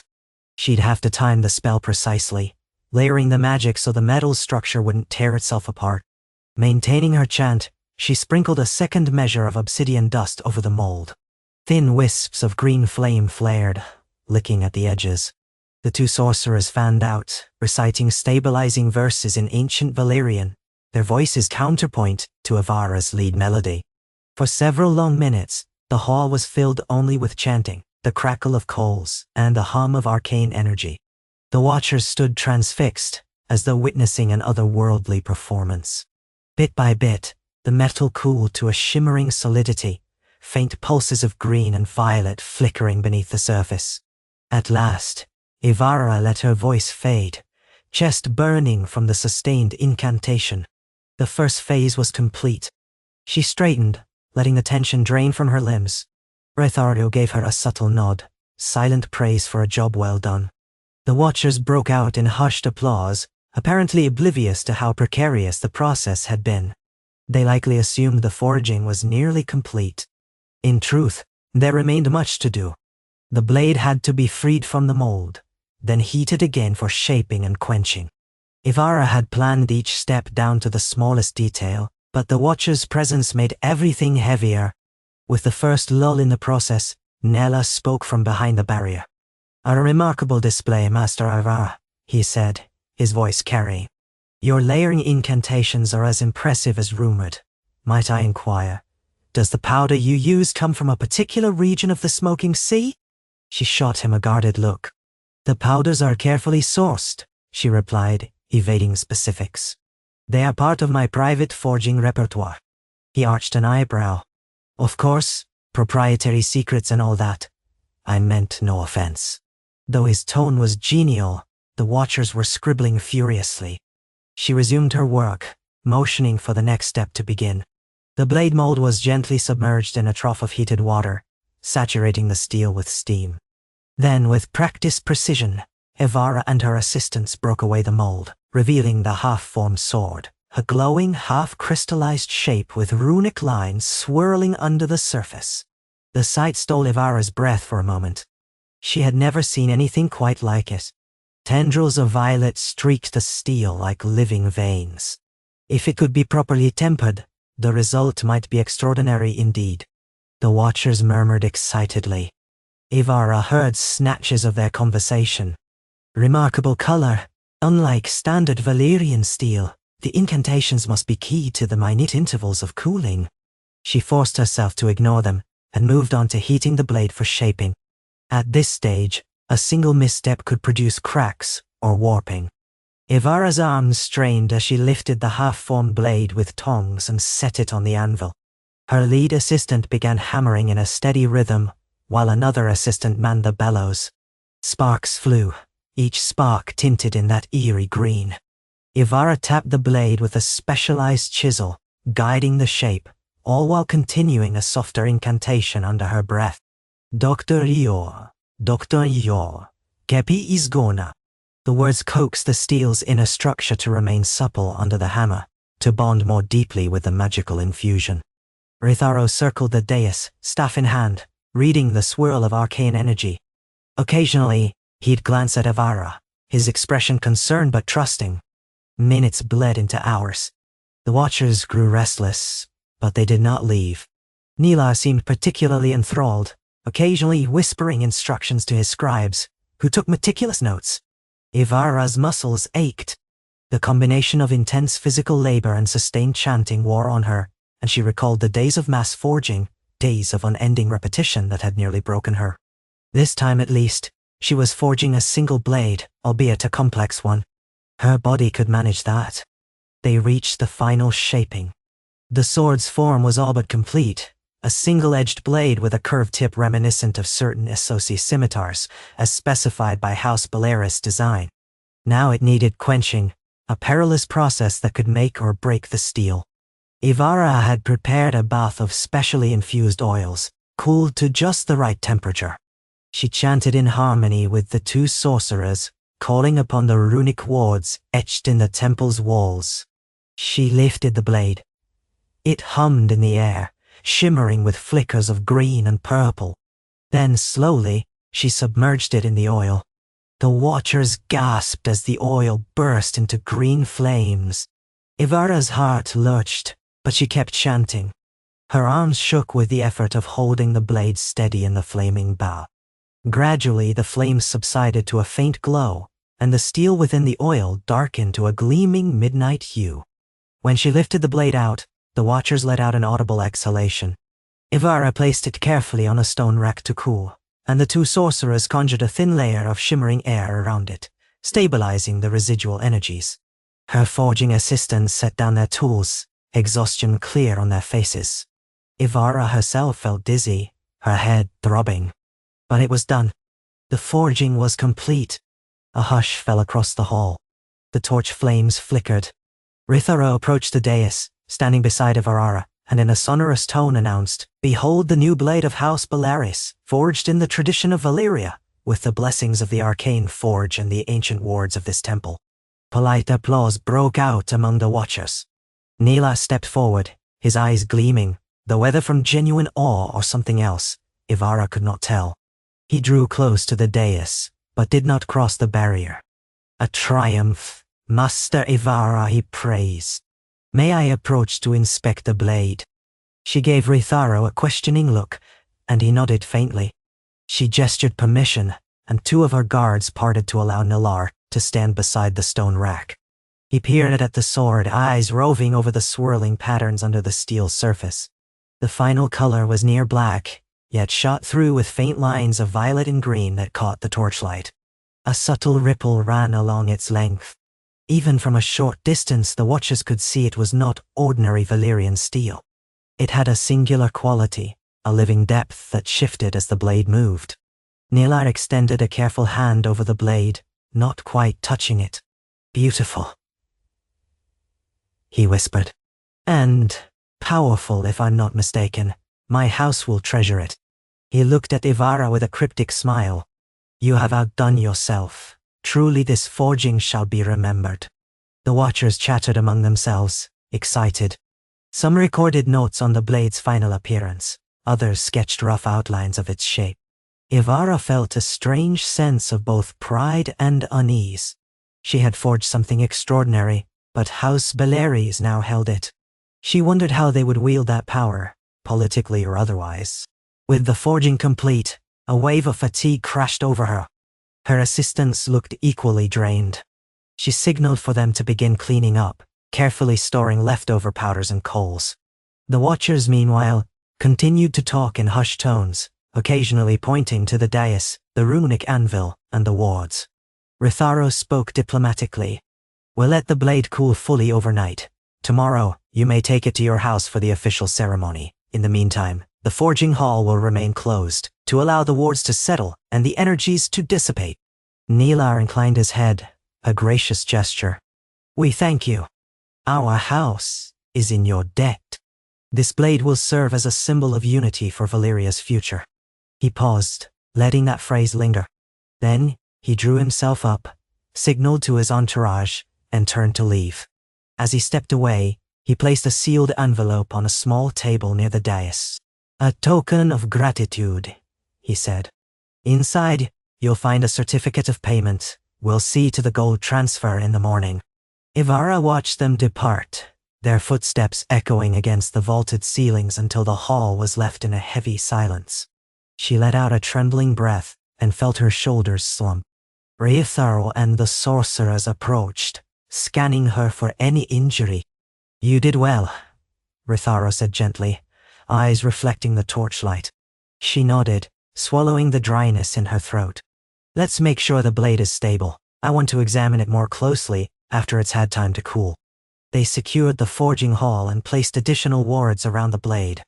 Then, at last, Ivara and the others retired to the antechamber for a short rest. She leaned against a stone pillar, head throbbing, limbs shaking with exhaustion. Ritharo offered her a flask of watered wine, which she sipped gratefully. "It seemed to go well," she murmured, half to herself. "No explosion, no meltdown. House Valyrian is pleased." Ritharo crouched beside her. "Pleased, yes, and watchful. We must remain on guard.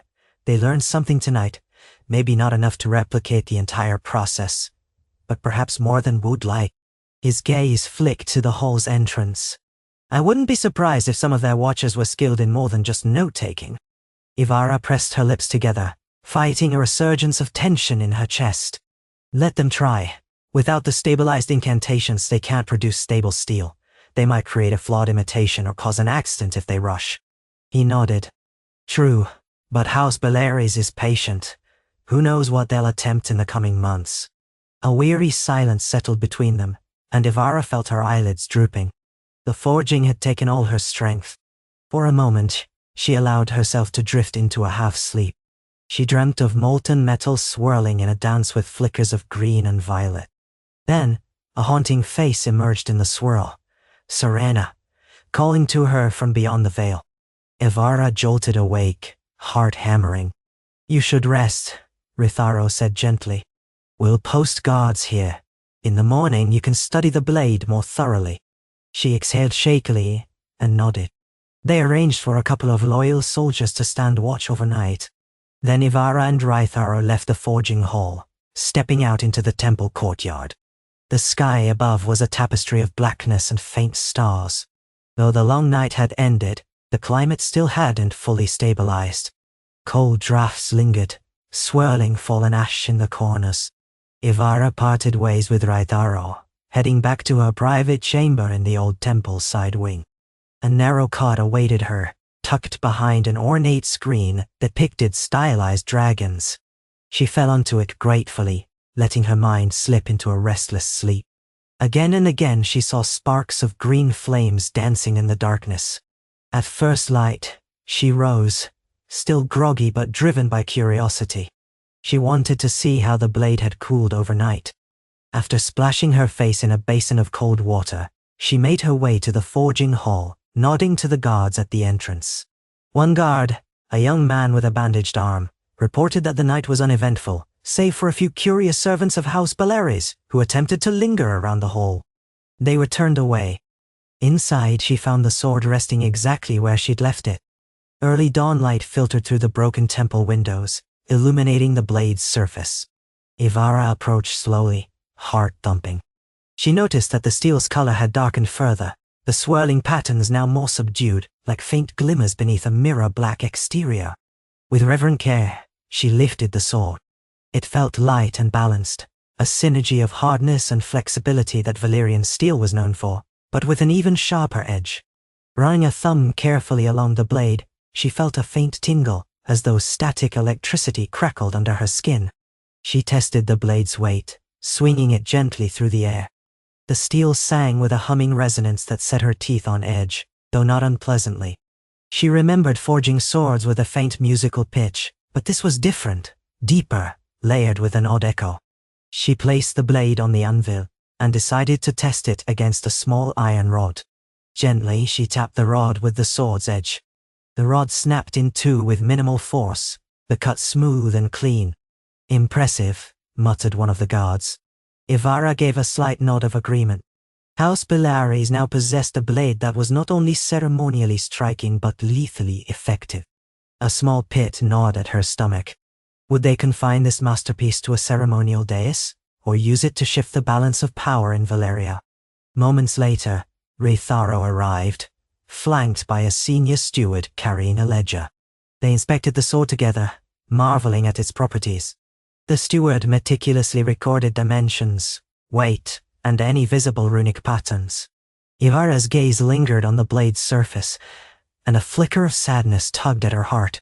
She recognized that she had poured a piece of her soul into this forging, the first major demonstration since the cataclysm. In another life, she might have wanted to keep such a blade for herself. But forging was also about letting go.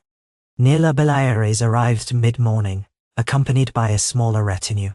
He looked surprisingly casual, less ceremonial than the night before, and his watchers were absent. With a polite bow, he requested to see the final product.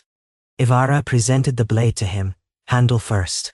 He took it in hand, eyes glittering as he tested the balance.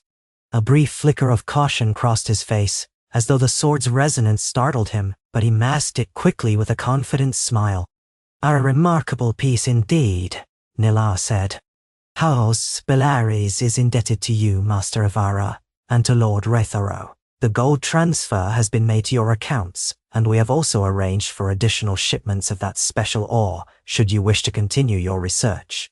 Retharo shifted slightly, a hint of wariness in his eyes, but he kept his tone polite. "We appreciate your house's generosity. The forging formula for this blade required very specific conditions. The results may not be easily replicated." Nila slid the sword into a lacquered scabbard lined with black velvet. "All great works are unique," he said. "But perhaps in time, Master Ivara's talent will produce more. For now, this single blade is enough to honor our founder's memory. We shall call it Sonarian, meaning Night's Roar, in commemoration of how Valyrian steel once banished the dark." Ivara inclined her head. "A fitting name. May it serve your house well." He thanked them and departed, the sword in hand, leaving Ivara with a swirl of mixed emotions. As soon as he was gone, Retharo turned to her. "We have the gold, we have the ore, but we also have House Belaires with a blade of immense power. We must watch carefully how they wield it." Ivara grunted in assent, exhaustion lining her features. "I'm just glad the forging is done. It's dangerous work, physically and magically, and there are so few of us left who know how to do it safely." He nodded, placing a comforting hand on her shoulder. "Go rest. We'll speak more later. This is only the beginning." She managed a tired smile. Deep down, she sensed he was right. In the weeks that followed, news of the forging ceremony spread through Valyria. Rumors abounded that House Belaires had gleaned secret incantations, that they planned to build their own forge, or that Sonarian was cursed by green flames. Meanwhile, the gold from Belaires allowed Ivara and Retharo to bolster the city's reconstruction efforts. New furnaces were discreetly built on the outskirts, not for mass forging, but to maintain a steady supply of replacement tools and modest amounts of Valyrian steel. Ivara tested the additional shipments of the green-veined ore, gradually refining her technique to stabilize it. Each forging session was a careful dance between innovation and caution. Yet tension simmered. The city council grew uneasy about House Belaires' newfound interest in forging. Some suspected that Nilar's watchers might be replicating the layering incantation in secret. Whispers circulated that Belaires had hired foreign mages from Korth or Ashai. Ivara tried to glean information through Rethara's network of informants, but so far, nothing concrete surfaced. Amid the political intrigues, Ivara found herself haunted by personal echoes of the past. Serena's disappearance weighed on her. Every so often, she thought she glimpsed a familiar figure in a crowd, or heard a laugh that reminded her of Serena's teasing tone, only to find it was someone else. She asked discreetly around the city, but no new leads emerged. Some believed Serena had fled Valyria's dangers. Others claimed she'd been captured by those who coveted her arcane knowledge. Without proof, Ivara could only wait and wonder. One afternoon, she was in her workshop, carefully carving runes on a small dagger for a sellsword captain who had paid handsomely for a piece of Valyrian steel. This was a private commission, far less grand than Sonarian, but it still demanded precise layering spells. The forging was nearly complete when one of her assistants called out from the entrance. "There's someone here to see you. Says it's urgent." Ivara set aside her tools, extinguished the small dragonfire spout, and walked to the door. A young woman stood there, cloaked in dusty brown fabric, face partially hidden. She looked travel-worn, her boots caked with mud. "Are you Master Ivara?" the visitor asked in a soft, quavering voice. "I am," Ivara replied, curiosity piqued. "How can I help you?" The young woman glanced around nervously, as though fearful of being followed. "I bear a message. From a friend who told me to find you. She told me you would want to know she's alive." "Thus." Ivara's heart leapt, excitement and dread roiling in her stomach. "A friend? You mean Serena?" The woman nodded vigorously. "Yes, she helped me. I was lost in the catacombs under the old quarter. She gave me food, guided me out, told me to come here to say that she's all right but in hiding. Said you'd understand. She gave me this." The woman held out a small cloth-wrapped object. Ivara took it carefully. Beneath the cloth lay a piece of parchment and a chipped crystal shard. She recognized the shard at once. It was from Serena's personal stash of enchanted crystals, each one used in advanced scrying spells. Her heart pounded. She unwrapped the parchment. In Serena's distinctive looping handwriting she read, "Ivara, I cannot return openly yet. The city is not safe. Old forces stir beneath the ruins, and I am on their trail. Trust no one who claims to know the future of our forging. Beware the Watchers. I will find you when I can. Forgive my silence. S. Nalnhi." Ivara's hands trembled. Serena was alive. Relief warred with worry. What did she mean by old forces stir beneath the ruins? And who were the Watchers exactly? Valyrian's Watchers? Or some other group? She looked up at the young woman. "Thank you." Did she say anything else? The messenger shook her head. "Only that I should come straight to you. She told me you might reward me with a hot meal and safe lodging. My home was destroyed in the cataclysm, and I've been wandering since." Ivara exhaled, her mind spinning. "Of course, you'll have lodging here and food. Wait inside." She gestured for the young woman to enter the workshop's side chamber, where a couple of benches served as a rest area for apprentices. One of Ivara's assistants brought bread and stew. She retreated to a corner, rereading Serena's note under better light. The words bristled with hidden meaning. Why was Serena prowling the catacombs? If she was investigating some threat, did it have to do with the forging secrets? Or perhaps the cause of the cataclysm? "Beware the Watchers," Ivara repeated under her breath. House Valyrian's Watchers? Or was Serena referring to something else entirely? She recalled how easily House Valyrian's Watchers had scribbled notes during the forging demonstration. Could they be searching for knowledge that Serena also sought? She tucked the note and crystal shard into a secure pocket, her mind racing with possibilities. If Serena was in the city's underbelly, investigating something dangerous, Ivara might owe it to her friend to help. Yet she couldn't go blundering into the catacombs blindly. She would need Ritharo's counsel, and perhaps a discreet search party. The city was rife with hidden tunnels, collapsed corridors, and arcane pockets of old magic that lingered from Valeria's storied past. That evening, she approached Ritharo in his estate. He was seated in a private study, poring over scrolls that detailed the city's reconstruction efforts. Candles flickered on a broad desk strewn with maps. He glanced up, concern evident at the tension in her features. "What troubles you?" he asked. She handed him Serena's note. His eyes widened as he read. "She's alive," he breathed, relief momentarily softening his expression. "But why hide like this?" "That's what I hope to find out," Ivara said.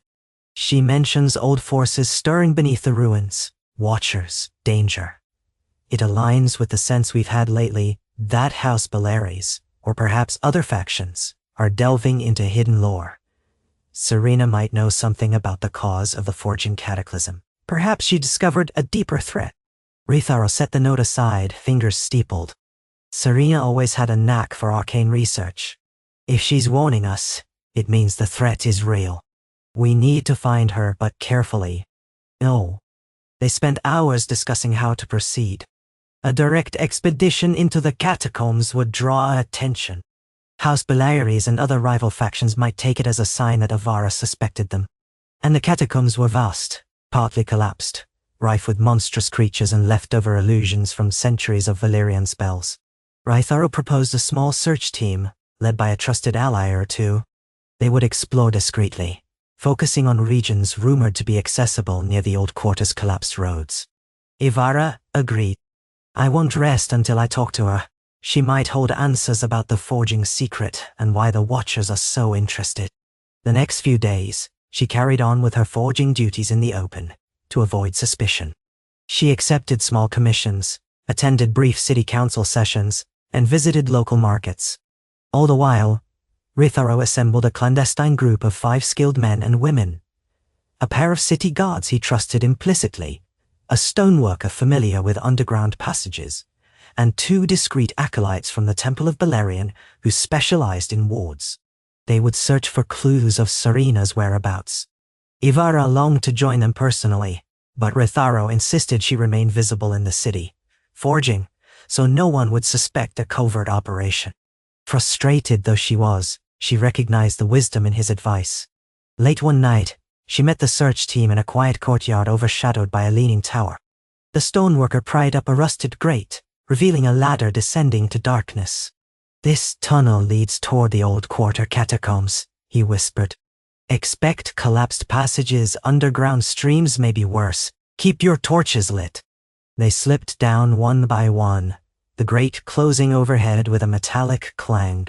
Ivara's heart pounded. She had to place her trust in these people, hoping they would find Serina, or at least evidence of her path. She gave a final encouraging nod as the last of them vanished into the depths. In the following days, Ivara was a coil of restless energy. She hammered out more steel, fine-tuning forging techniques that used minimal magic.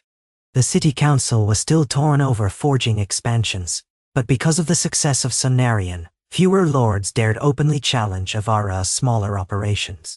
Some recognized that forging was necessary for Valyria's slow revival. The rest, wary as they were, had bigger concerns, like keeping their own houses afloat. House Valyrian, meanwhile, seemed to linger on the edge of her awareness. Nia had not requested another forging demonstration, but she heard rumors that he was hosting foreign mystics in secret gatherings. The Watchers from the forging ceremony had not been seen in public for weeks. One rumor suggested they had traveled to the Smoking Sea, seeking new veins of magical ore. Another claimed they were hidden in the catacombs, practicing their own forging attempts. Ivara's skin prickled whenever she heard these rumors, recalling Serina's warning. Finally, on a drizzly morning, one of Rytharo's trusted guards returned from the catacombs, alone, covered in grime and limping. Ivara rushed to meet him at the courtyard of Rytharo's estate, where he nearly collapsed from fatigue. 2 servants helped him to a bench. What happened? Ivara demanded, worry twisting her gut. The guard swallowed, eyes haunted. We've been searching for days. We encountered illusions, echoes of old spells that took shape in the darkness. Some passages were blocked by rubble. In one deeper chamber, we found what looked like a makeshift living space. Bedrolls, leftover food, arcane scribbles on the walls. We think Serina stayed there, but she was gone. Ivara's heart leapt. Did you find anything else? He nodded, drawing a folded scrap of parchment from his pocket. We found this tucked under a stone. It's addressed to you. Ivara's hands shook as she opened the scrap.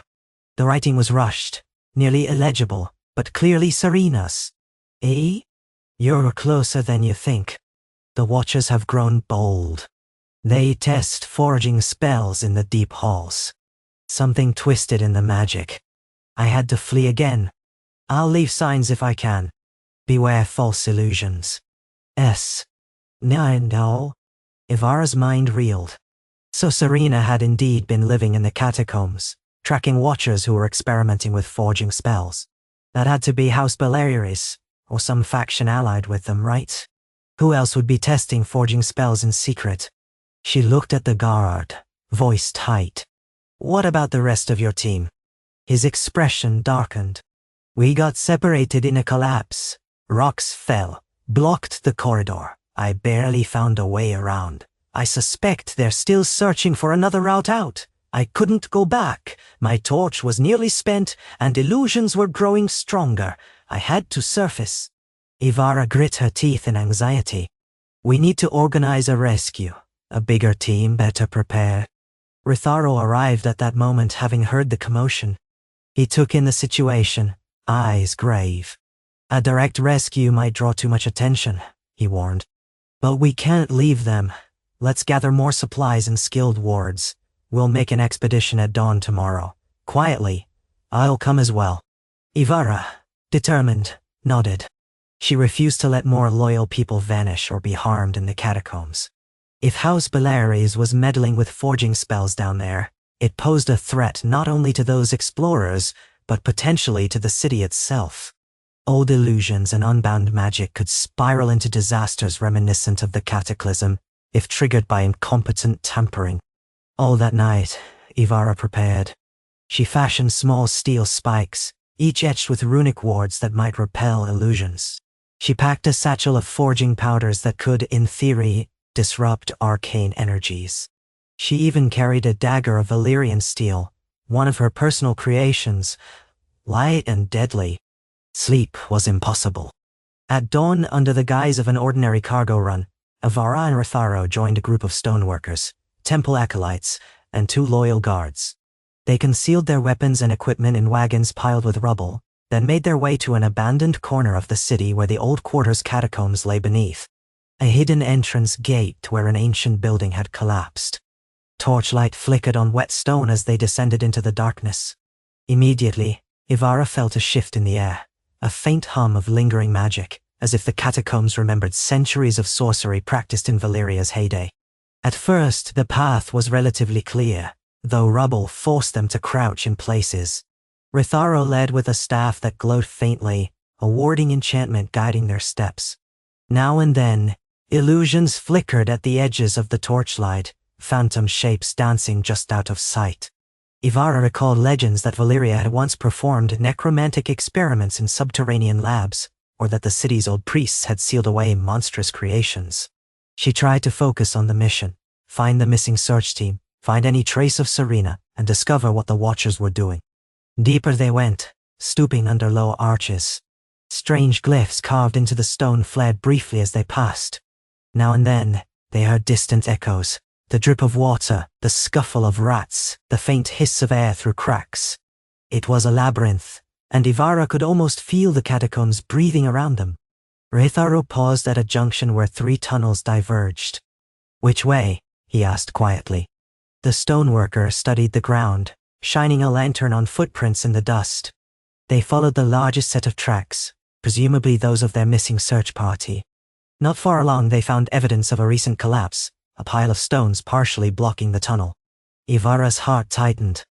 Was this where the guard got separated from his companions? They set to work, clearing the debris as quietly as possible, each scrape of rock sending echoes down the tunnel. After a few minutes, they broke through to a passage beyond. The air here was warmer, almost stifling. A dull glow illuminated the distance. The group pressed on, weapons drawn, warding spells at the ready. They rounded a corner and emerged into a broad cavern that might once have been a subterranean temple. Thick columns supported a vaulted ceiling. Fragments of murals lined the walls, depicting dragons swirling in a star-studded sky. At the far end, near a partially collapsed dais, a flickering greenish fire burned. Ivara's breath caught. Around the fire stood figures in dark cloaks, chanting softly. She saw metallic tools glinting, a hammered anvil, tongs, crucibles. Several lumps of raw ore glowed in the strange firelight, eerily reminiscent of the green-veined ore from House Valyrian. Something about their posture and the swirling of arcane runes indicated they were in the midst of forging, down here, in the depths. The Watchers, or whomever they served, were replicating the layering incantations with no oversight. But the atmosphere felt unstable, the magical energy swirling in jagged pulses. Even from a distance, Ivara sensed the forging was going wrong. Ritharo motioned for silence. The group crouched behind a fallen column, peering at the scene. The forging circle included at least 8 cloaked figures. One wore burgundy robes with a silver dragon pin, certainly a House Bellaris retainer. Another was a tall woman with hair pinned high, chanting in a shrill voice. Ivara listened carefully. The words they spoke were a corruption of the layering incantation, similar in structure but twisted in syntax. No wonder the energy felt off. Then she spotted movement off to the side, a small cage, or perhaps a makeshift cell formed from collapsed pillars. Inside it, 3 haggard figures in battered armor were huddled. Ivara recognized one as a member of the original search team. Relief and anger flared in her chest. They'd been captured. She exchanged a tense look with Rytharo. The forging circle had not noticed them yet. The Watchers seemed entirely fixated on their molten metal, precariously suspended in a brazier of that greenish flame. The chanting rose in pitch, resonating against the cavern walls. Ivara's group crept closer, stepping from column to column. Unfortunately, one of the stoneworkers dislodged a small rock, sending it clattering. Immediately the Watchers whirled, their chanting disrupted. Torches flared, and the greenish fire flickered dangerously, spitting sparks. "Who goes there?" barked a man's voice echoing in the cavern. Shadows moved as Watchers fanned out, some brandishing short swords, others raising their hands in arcane gestures. Ivara heard the caged prisoners shout in alarm. In that instant, Rytharo surged to his feet, staff glowing. "Stand down," he bellowed, voice echoing mightily. "In the name of Valyria, cease this forging at once." A ripple of panic spread among the Watchers. One of them hissed, "It's Rytharo, and Ivara must be with him. Quickly, snuff the fire!" Another tried to douse the green flame, but it flared instead as though resisting. Their forging apparatus vibrated ominously. The molten metal threatened to overflow. Ivara stepped from behind the column, clutching a Valyrian steel dagger. "You have no idea what you're doing. Stop before you unleash another catastrophe." A woman with pinned-up hair spat back. "We know exactly what we're doing, thanks to your demonstration." Then she launched a bolt of arcane energy at Ivara. Instinctively, Ivara raised her dagger. The steel flickered, dispersing the spell in a burst of sparks. She staggered, heart pounding. Chaos erupted.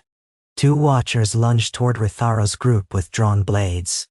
Rytharo parried with his staff, while the city guards rushed forward, steel clashing. The stoneworker brandished a pickaxe, fending off an attacker.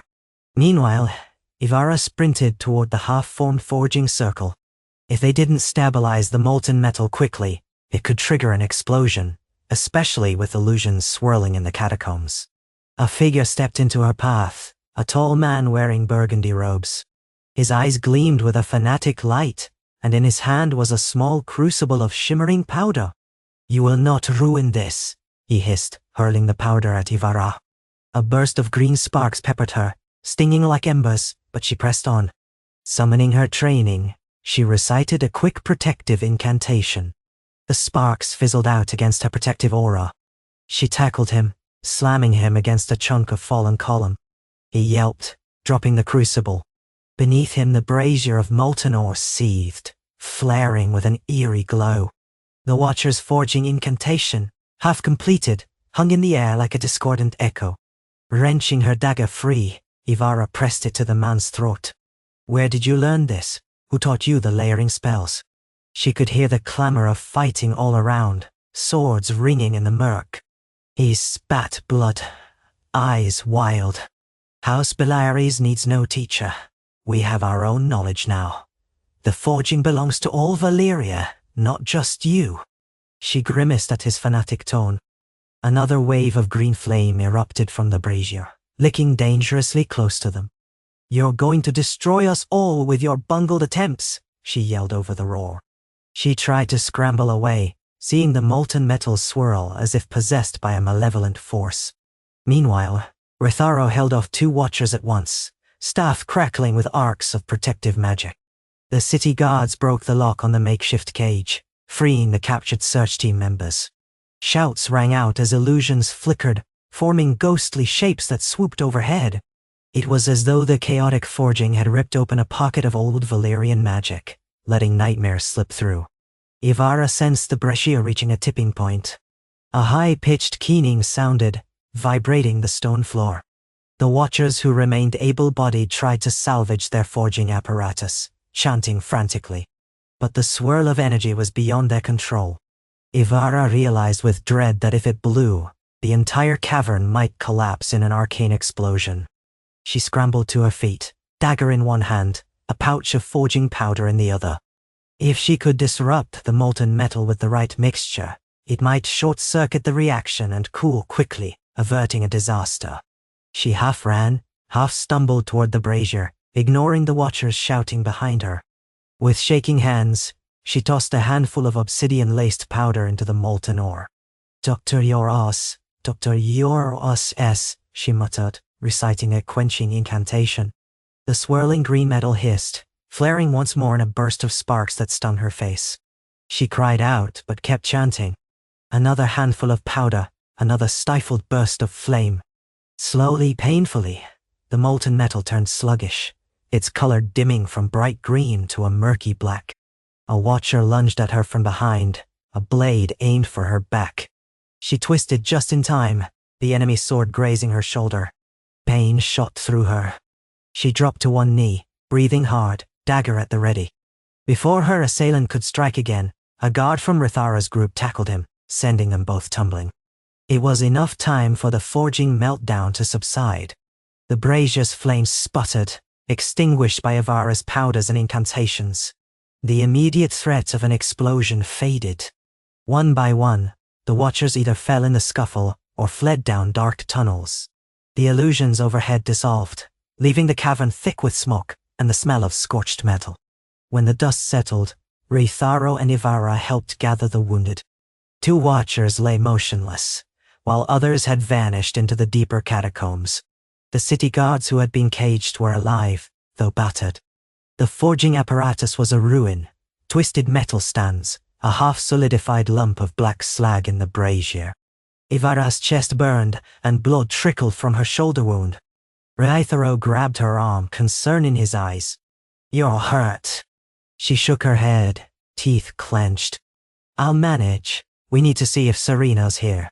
They searched the cavern, but found no trace of her. It seemed the watchers had occupied this site, perhaps for weeks, attempting to replicate the forging process. They had left scraps of notes, half-burned tomes and scrawled runes. Ivara recognized fragments of her own incantations, twisted and incomplete. They found supply crates marked with the insignia of House Valyrian. Enough proof that the house was behind this operation, or at least a rogue faction within it. Eventually, the group retreated to the surface with the wounded. Ivara felt a heavy weight on her heart. House Valyrian, or some portion of it, was clearly dabbling in dangerous forging magic beneath the city. Serena was out there somewhere, shadowing their movements, but remained elusive.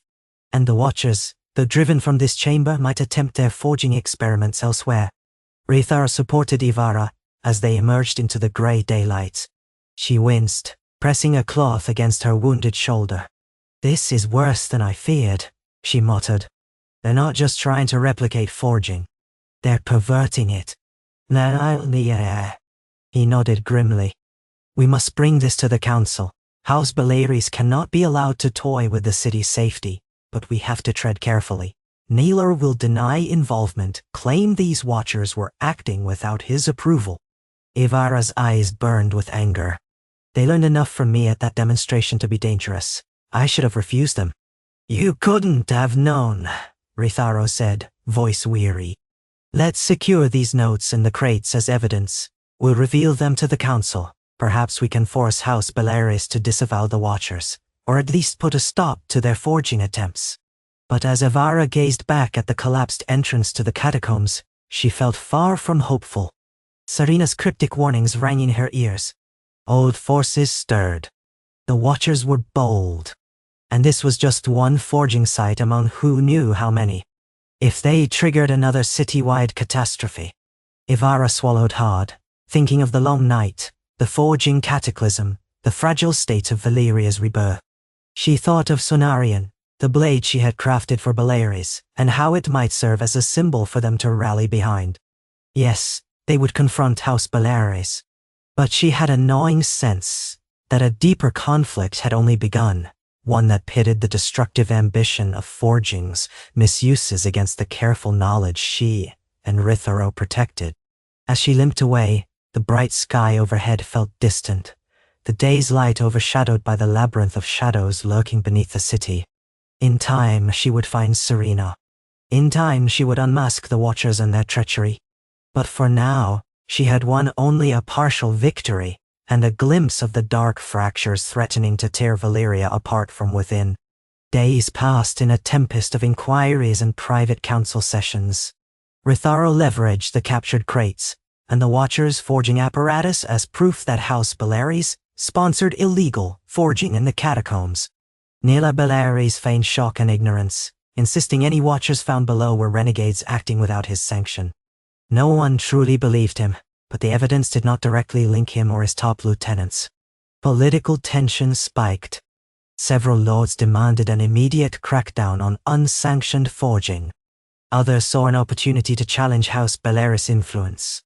Ivara found herself caught in the middle, her forging knowledge both revered and feared. Throughout the turmoil, Serena remained out of reach, though rumors trickled in. A beggar claimed to have seen a tall woman slipping into an abandoned bathhouse near the southwestern quarter. A passing merchant described an encounter with a pale scholar, who inquired about illusions deep in the catacombs. Ivara clung to these tidbits, hoping each new rumor would bring them closer to reuniting. Meanwhile, the forging world continued to revolve around Ivara. Commissions from lesser lords and foreign merchants arrived, hoping to acquire at least a dagger of Valyrian steel.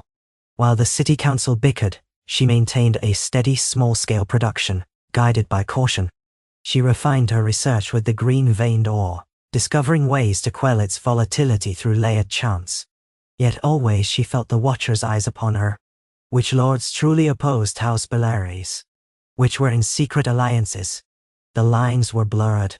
Late one evening, after a grueling day of forging, Ivara reclined in her workshop's side chamber, too drained to climb the stairs to her official quarters. The glow of coals in the forge cast shifting shadows on the walls.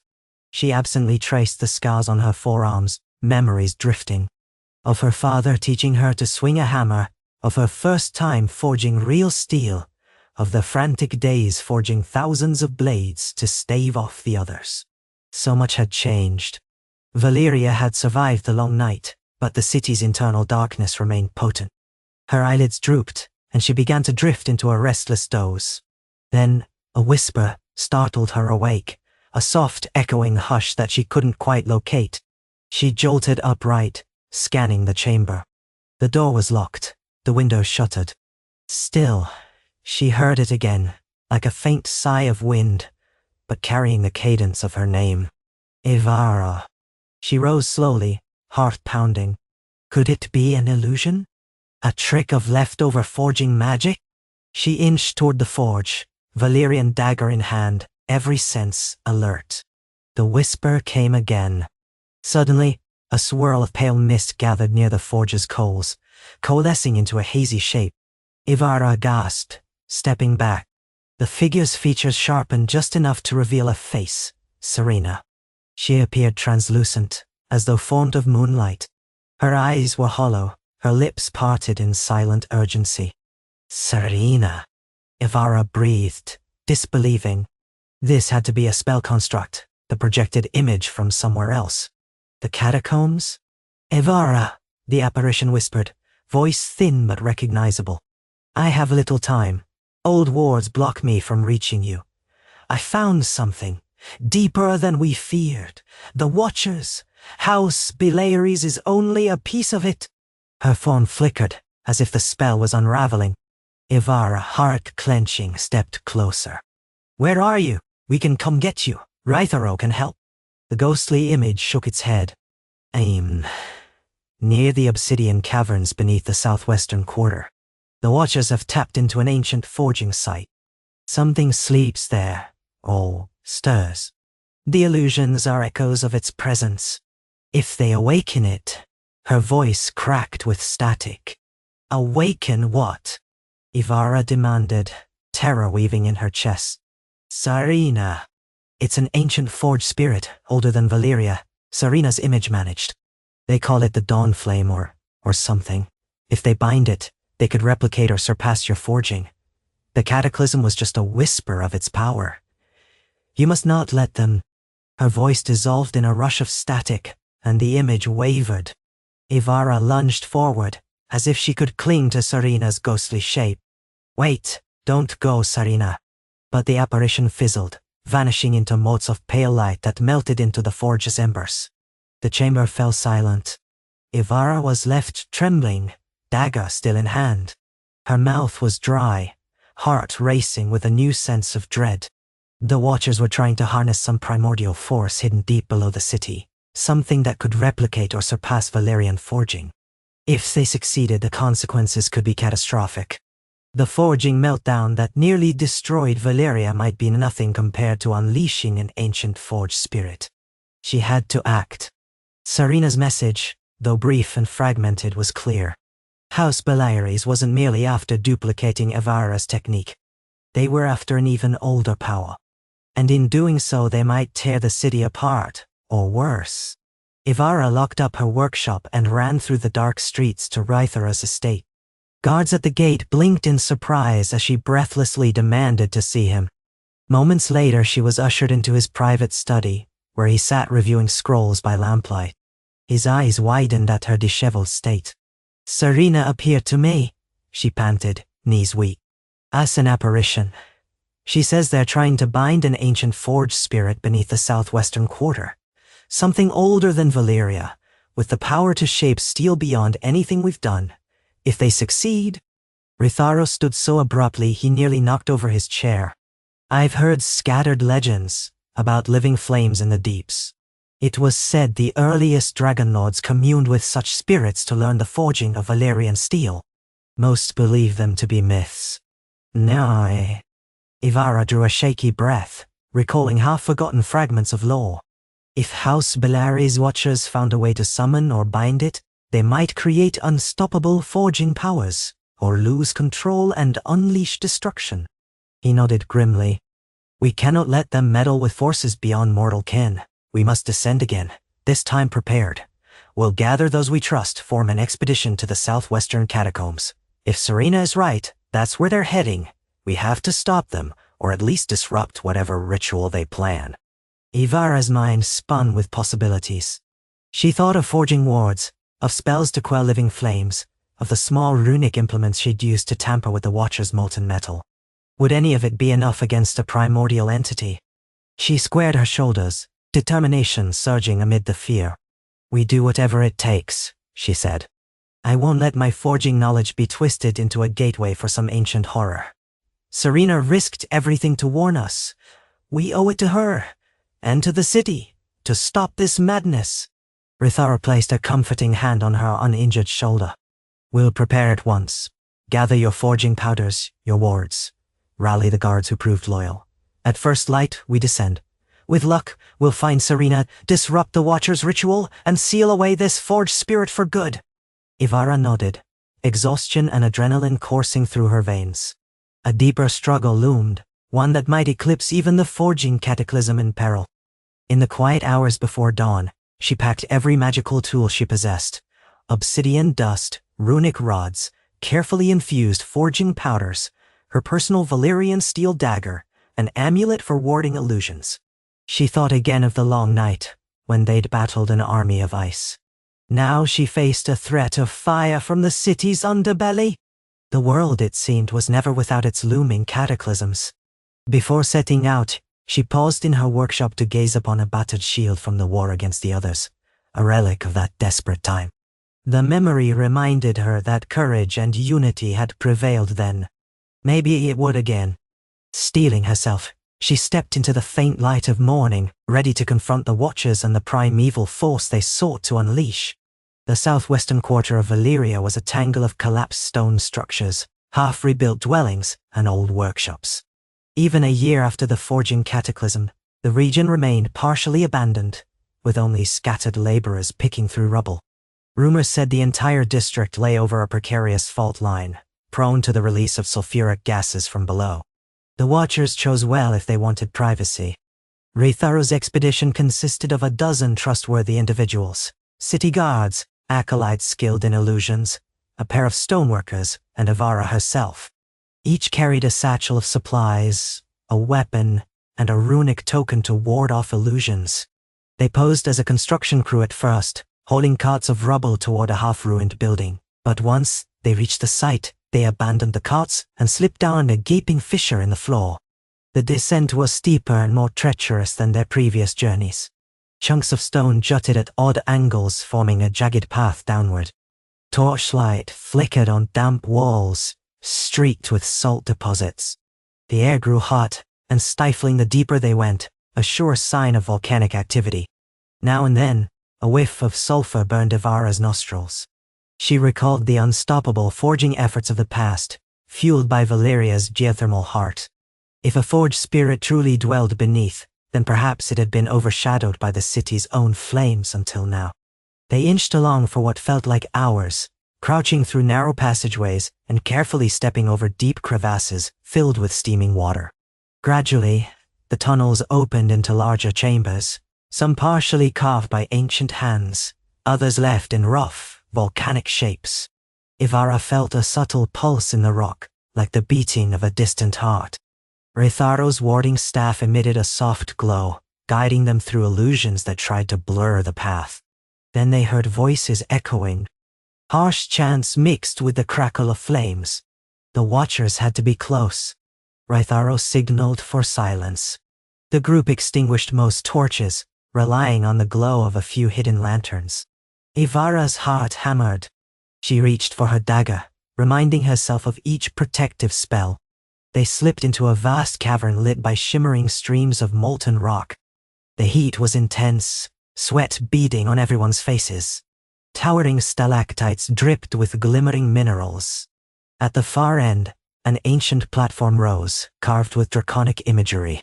A swirling vortex of green and orange flames hovered above it, forming a roiling sphere. Around that sphere knelt at least a dozen cloaked watchers, chanting fervently. Their words echoed off the cavern walls, generating arcs of wild magic. Near the watchers stood a figure in burgundy robes, Niler Bellaris himself, face twisted in concentration. At his side, a tall woman with pinned-up hair, the same one Ivara had seen in the catacombs' forging circle, guided the chanting. Between them lay a massive chunk of the green-veined ore, suspended in midair by arcs of arcane energy. Each time the watchers chanted, the ore glowed brighter, feeding into the swirling flame. Ivara's throat went dry. This was the ritual to bind the forged spirit. She could almost sense the presence of something ancient and potent, stirring within the vortex of flame. Twisted illusions rippled around the cavern. Snarling specters of dragons flitted at the edges of vision.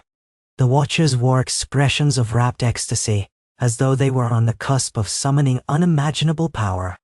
Reitharo whispered to the group, "We must disrupt the ritual. If they complete it, they may gain control of this entity. Who knows what havoc it could wreak?" Ivara nodded, swallowing her fear. "We have to find Sarina too. She might be close." They divided into two teams. One would circle around and free any captives or search for Sarina. The other, led by Reitharo and Ivara, would confront the Watchers.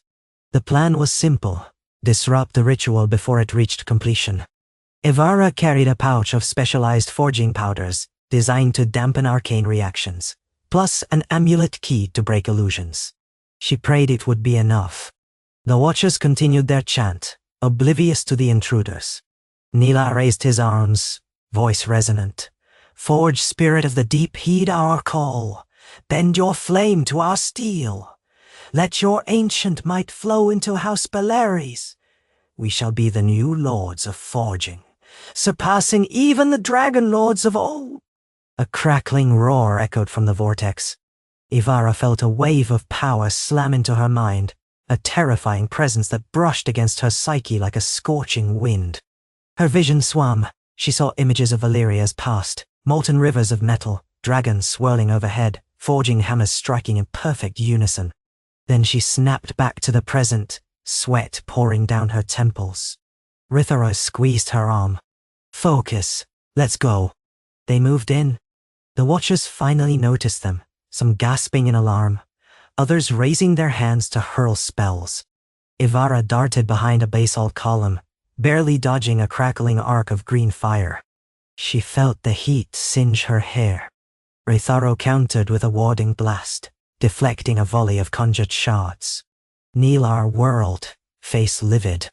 You again. You dare stand in the way of Valyria's ascension? He gestured, and 2 watchers rushed forward with swords drawn. Ivara blocked one with her dagger, the clang of steel ringing in the sulphurous air. She sidestepped, slammed her boot into the attacker's knee, and knocked him aside. The chanting faltered but did not stop. The tall woman with pinned hair hissed, "Keep the ritual going. We're nearly there." Half the watchers resumed chanting, while the others engaged Reitharo's expedition in a swirling melee. Green flames erupted from the vortex, swirling in tendrils that lashed out like whips. One guard was struck, screaming as his armor smoked. He collapsed, and a temple acolyte dragged him to safety. Ivara realized the watchers were dangerously close to success. She had to disrupt the vortex itself. Clutching her amulet, she recited the dampening incantation she'd prepared.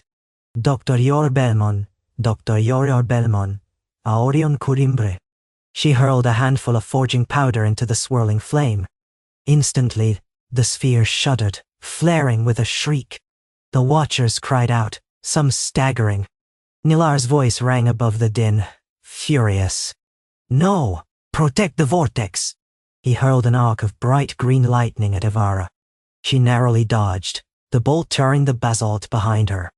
Reitharo pressed forward, staff radiating protective energy, scattering watchers who tried to flank him. "Keep going," he shouted to Ivara. "Break the connection." She gathered more powder, chanting again. Another swirl of illusions erupted, turning the cavern into a kaleidoscope of flickering shapes. The watchers howled, their collective chant threatening to drown out Ivara's voice. She forced her words out, hands trembling. If she could disrupt the forging flame 3 times, the ritual would fail. She hurled the powder again. The vortex roared, the sphere pulsing with chaotic lights. Cracks appeared in the chunk of green-veined ore suspended in midair, spewing sparks. Another wave of scorching energy slammed into Ivara, knocking her to the ground. She gasped, vision blurred. A haze of pain wrapped her body. Through the haze, she saw Nilar looming over her, sword raised high. "You meddling fool," he snarled. "You could have shared in our triumph, but now you die." She tried to raise her dagger, but her limbs felt heavy. Then from behind Nilar came a cry, "Leave her!" Serena leapt into view, hair disheveled, face gaunt with exhaustion, brandishing a cracked staff. She struck Nilar with a burst of white-hot magic. He stumbled, sword missing Ivara by inches.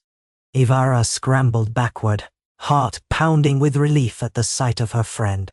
"You're alive," she managed, voice choked. Serena gave a shaky smile. "Barely."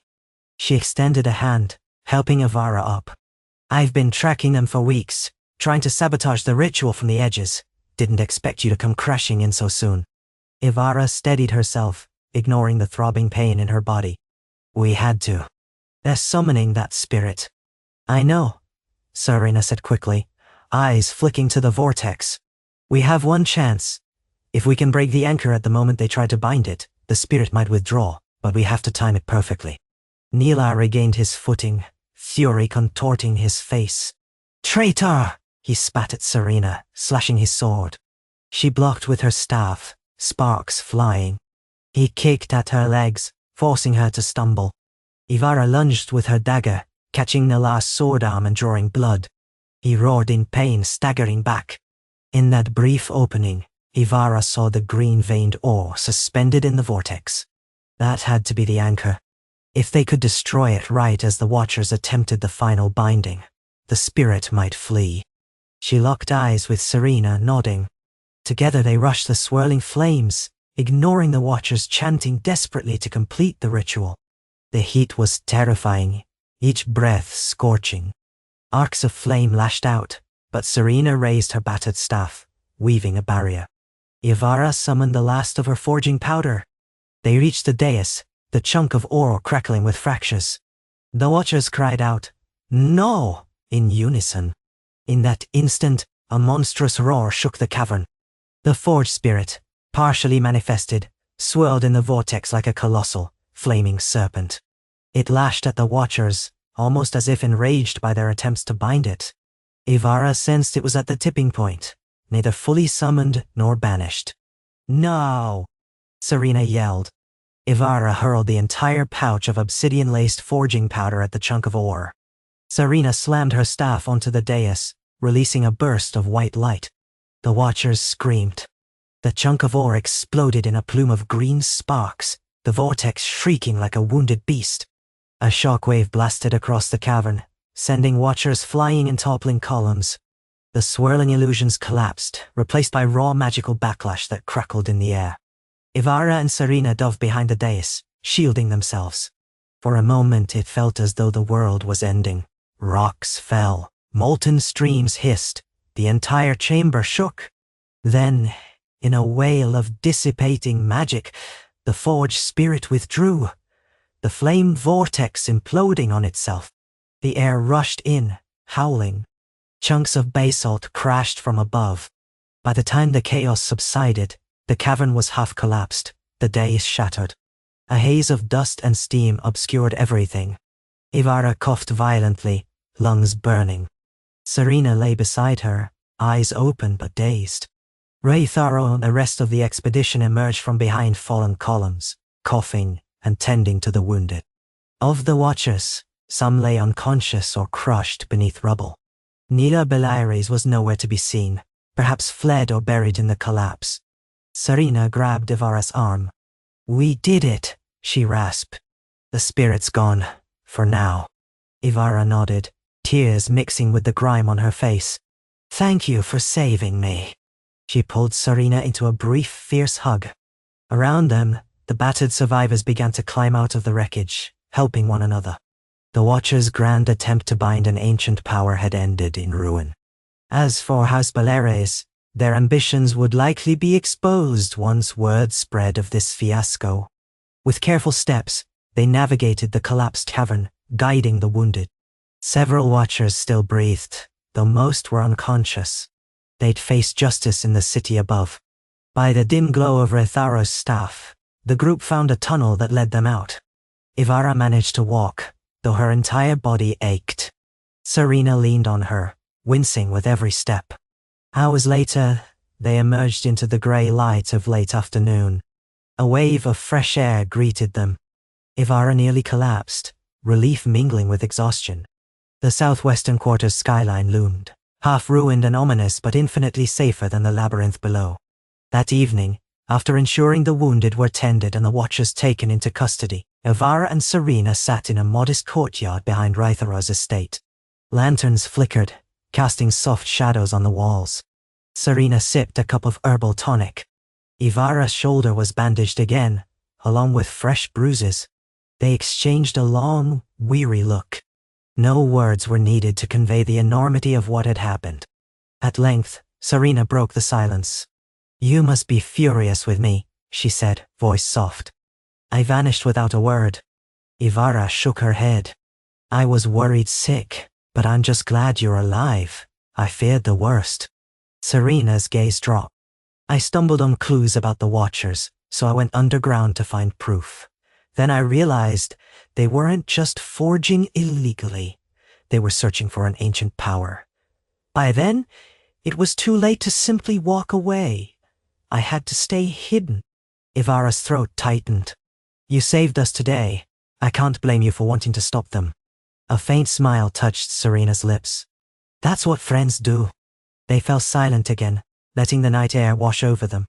From inside the estate, they heard the low murmur of Retharo's voice, likely speaking with city officials about the Watchers' defeat. The political fallout would be immense. House Belaires, or at least its extremist faction, had nearly unleashed a second cataclysm. People would demand answers. Nilar might be hunted or exiled. The forging world in Valyria would change once more. Ivara stared up at the cloud-strewn sky. "Do you think that forged spirit is truly gone?" Serena's expression turned thoughtful. "Banished for now, yes. But if it survived for centuries, it might still linger in the deeper layers, waiting for another chance. The Watchers awakened it. Someone else might try again, decades or centuries from now. Ivara let out a slow breath. Then we have to ensure the knowledge is guarded, that forging is never pushed to such reckless extremes again. She thought of the mass forging that had saved the realm from the long night, the near destruction of Valeria's forges, the Watchers' twisted attempts. All of it pointed to the double-edged nature of knowledge. Valyrian steel had been salvation, and nearly the city's doom.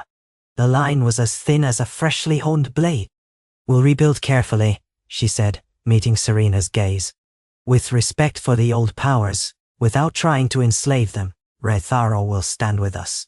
And if House Bellaris tries anything else, we'll be ready." Serena inclined her head. "Agreed. But let's hope we can forge a better future, one blade at a time, rather than 1,000 in a frenzy chase." Ivara smiled, a weary but genuine warmth in her eyes. "No more forging frenzies. Just enough steel to keep the world safe, and remind people that we can face darkness and win if we stand together." They sat there for a long time, letting the tension and trauma ebb away under the quiet cloak of night. Above them, the stars slowly emerged, proof that the world went on, that dawn would come again. In time, Valyria would heal from yet another brush with ruin. And Ivara, master of the arcane forge, would continue her work, not to chase power, but to preserve balance, protecting the knowledge that had once saved humanity from an endless winter, and might one day save it from fires just as dark. Though ghosts of the past lingered, echoes of forging nights and cataclysmic blasts, hope flickered in the rhythmic sound of a hammer on steel, measured and vigilant. Valyria, wounded but unbroken, would endure. And in the deep forges where molten metal glowed with an otherworldly sheen, Ivara, Serena, and Retharo would stand guard against those who forgot that forging was an art of both creation and destruction. The living flame that once staved off the long night would not be tamed for greed or ambition alone. Together they would uphold the fragile promise that light would triumph over darkness, so long as hearts burned brightly with resolve.